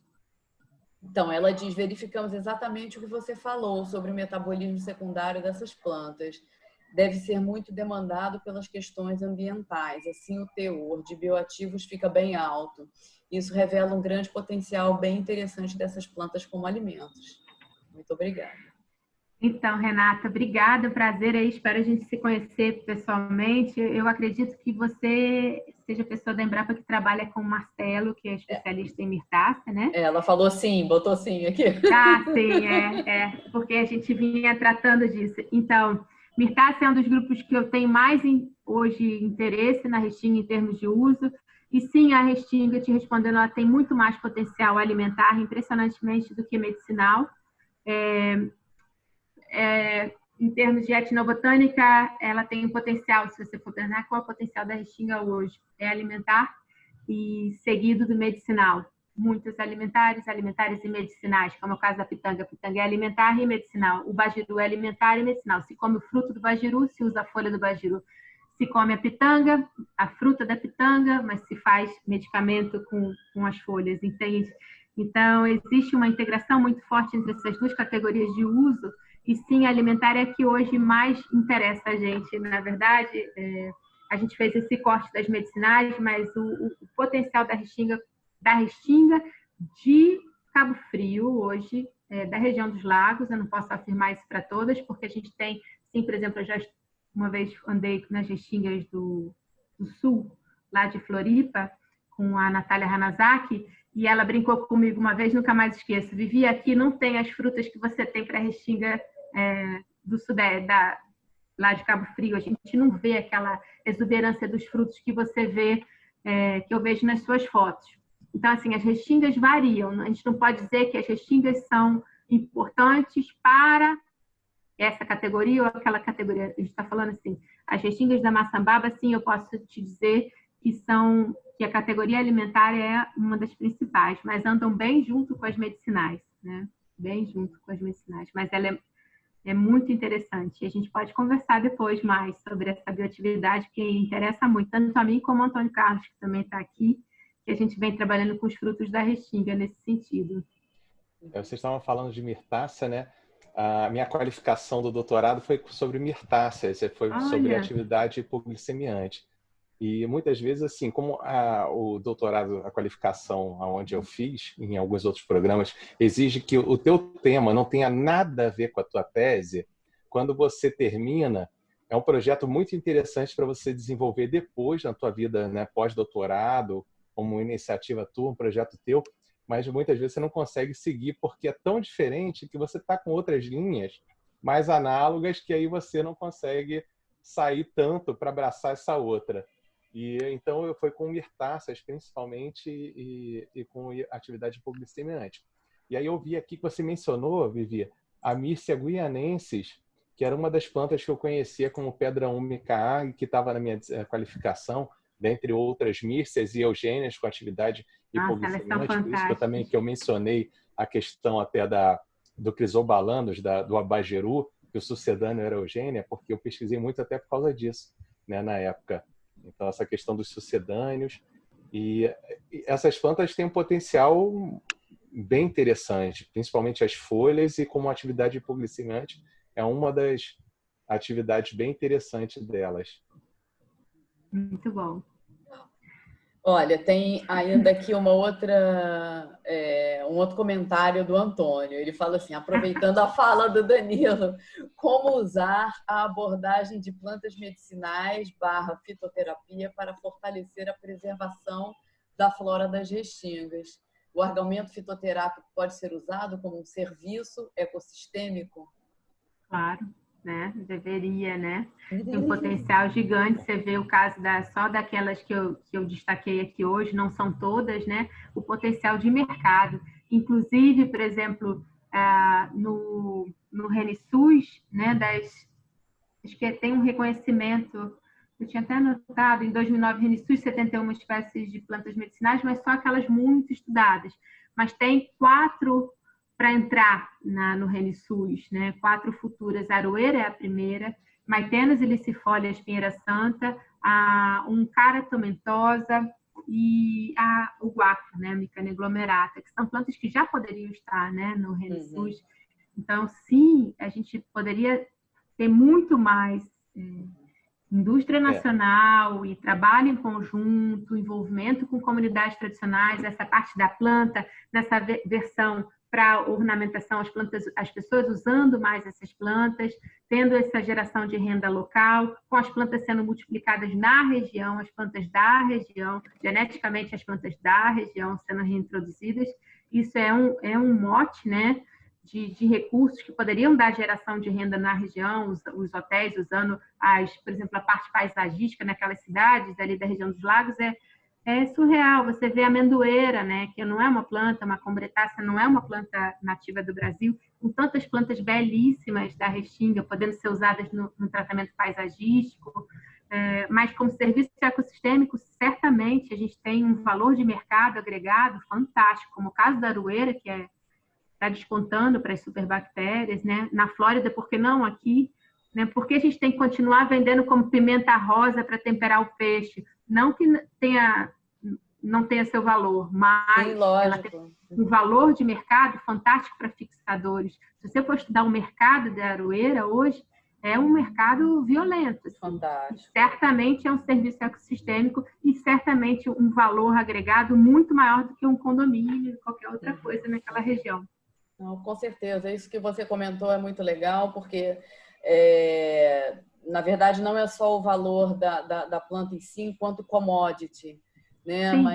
Mas em termos de gerar extratos e gerar até produtos. E salvaguarda do conhecimento, salvaguarda da paisagem, né? Vem tudo junto, né? A parte cultural e econômica. Seria um sonho, quase uma utopia, né? No que o Antônio falou... Eu só terminando aqui, a pimenta rosa, né? Que é o fruto da aroeira, ela é rica em óleo essencial, mas ela é rica também em alguns triterpenos. Tem um trabalho fantástico de um grupo foi até uma das autoras foi aluna de doutorado da Gilda, que é a Fernanda, e elas trabalharam com a pimenta rosa e extraindo esses triterpenos, tiraram toneladas, tiraram muita quantidade. E essas substâncias, depois, se você purifica elas têm um valor agregado enorme. Você pode usar como padrão e tem uma série de atividades biológicas assim, muito importantes. Então, você vai aumentando, né, o valor agregado e a gente nunca pensa muito nisso, né, quando a gente, né, quantifica ou valoriza o produto natural ou a planta, né, a planta medicinal, né? Desculpa, Danilo, fala. Não, os fitofármacos é outro potencial enorme. Até essa questão da aroeira, não é nem. Eu vou até ter que entrar na erva baleeira para finalizar aqui, complementar a pergunta do Antônio. Novamente, vou ter que entrar. Mas eu comecei a trabalhar com restinga por causa de uma planta amazônica que a gente trabalha, né, Suzana? Algumas plantas da família Burseraceae que tem na restinga. E essas plantas, então, a gente foi à restinga também trabalhar com elas. E nas coletas, era interessante que mudava toda a morfologia delas, como você falou, ainda mais quando era perto mesmo do litoral, mais ou menos próximo da água, não era próximo, né? Era a segunda faixa, agora eu não lembro o nome, da transição, né? da água da restinga para dentro. Mas não era na primeira faixa arenosa, era na segunda ou na terceira que começava a aparecer.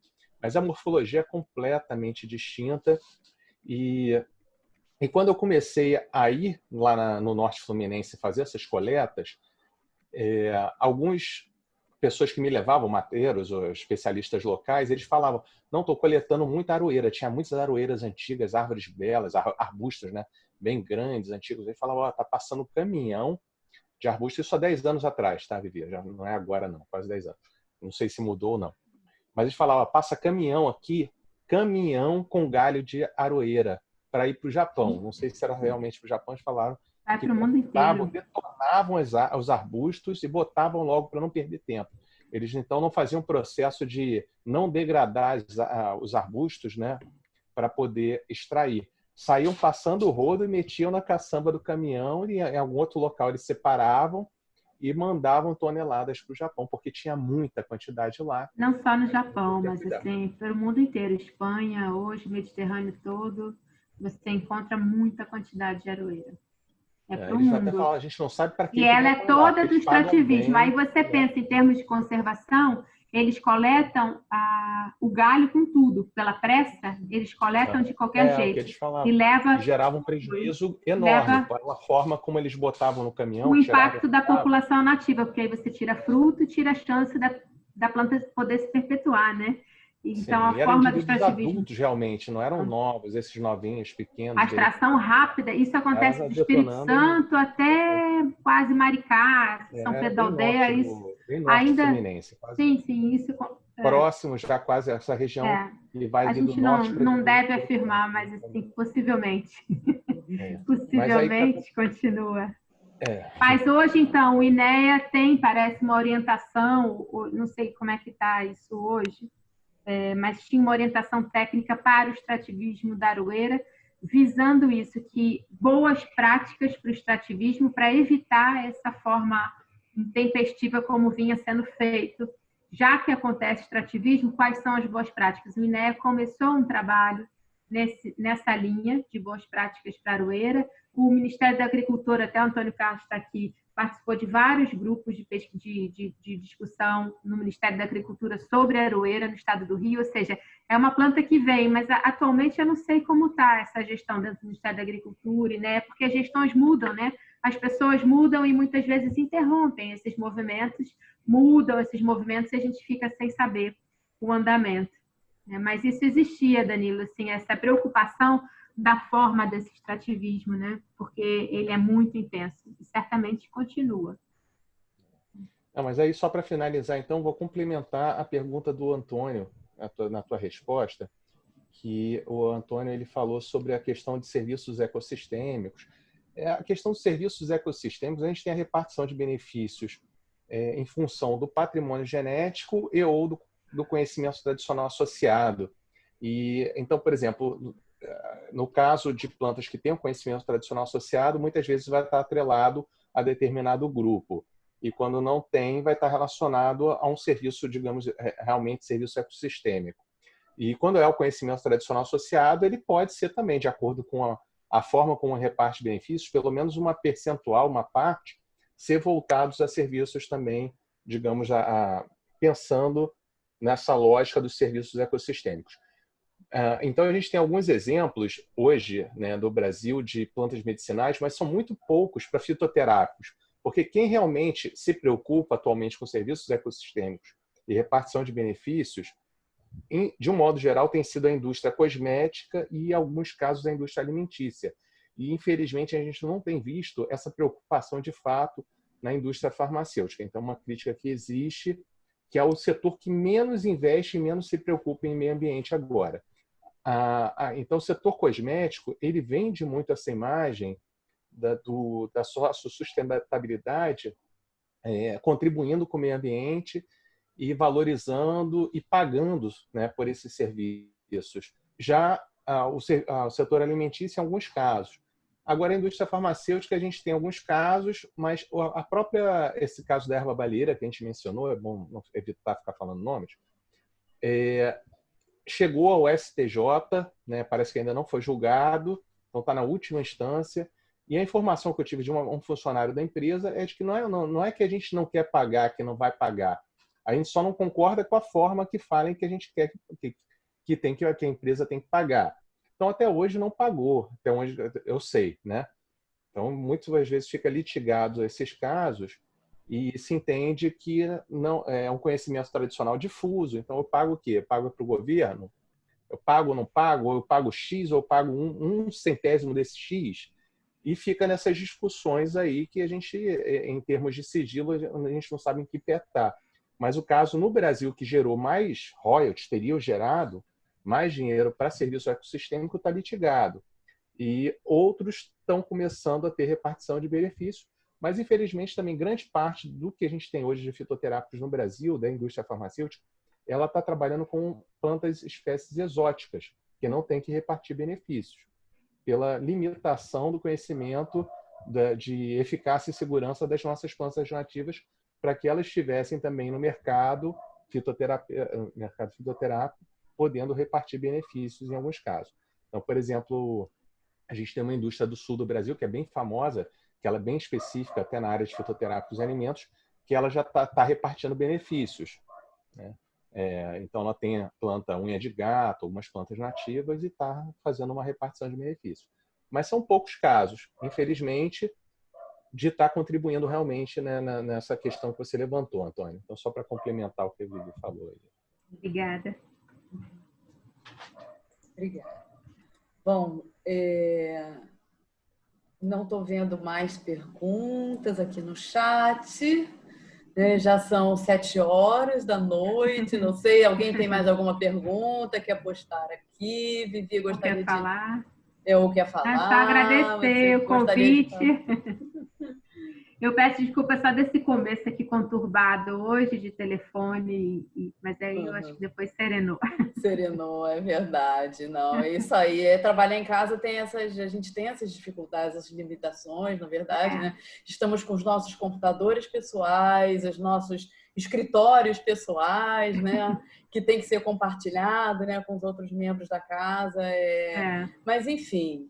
Eu queria muito te agradecer, só elogios, a sua palestra, o seu webinário foi fantástico, foi leve, como eu te falei, ele foi fluido, foi agradável, foi muito gostoso e muito enriquecedor em termos de conteúdo, de conhecimento, também para mim, muita coisa nova, muita coisa que eu não conhecia. E é isso, a ideia do curso é que esse aqui seja um espaço de trocas, né, de conhecimentos entre todos os participantes. Eu fico feliz que tenha atraído tantas pessoas também de fora, não só os alunos do curso, mas também pessoas de fora que têm vindo. E é isso, esse é o objetivo. O conhecimento é para ser difundido, né, é para ser compartilhado entre as pessoas. E então queria isso, te agradecer por esses bons momentos aqui. Olha, passou rapidinho, a gente nem viu o tempo passar, muito gostoso, tá? E te dar os parabéns novamente pelo seu lindo trabalho, tá? E por ter compartilhado esse conhecimento aqui com a gente. Agradeço então também a todos pela presença. Esse webinário também vai ficar gravado, depois eu vou colocar para o YouTube, não vai ficar público. Quem quiser o link, manda um e-mail para o e-mail do curso Fito FRJ, né? @gmail.com, e aí a gente manda a gravação para quem quiser, tá bom? Obrigada, eu gostaria de falar algumas palavras. Então, tá bom. Muito obrigada a todos, gente. Boa noite. Obrigada a todos. Boa noite também, Boa Suzana. Noite. Obrigada aí pelo espaço, né? De nada, imagina. E agora eu vou ao meu famoso, a minha tintura de vitivinífera. Vamos, nós merecemos. É isso aí, gente. É isso. Obrigada. Boa noite. Obrigada. Obrigada. Um beijo. Boa noite. Tchau. Tchau, Danilo. Tchau. Beijo. Tchau.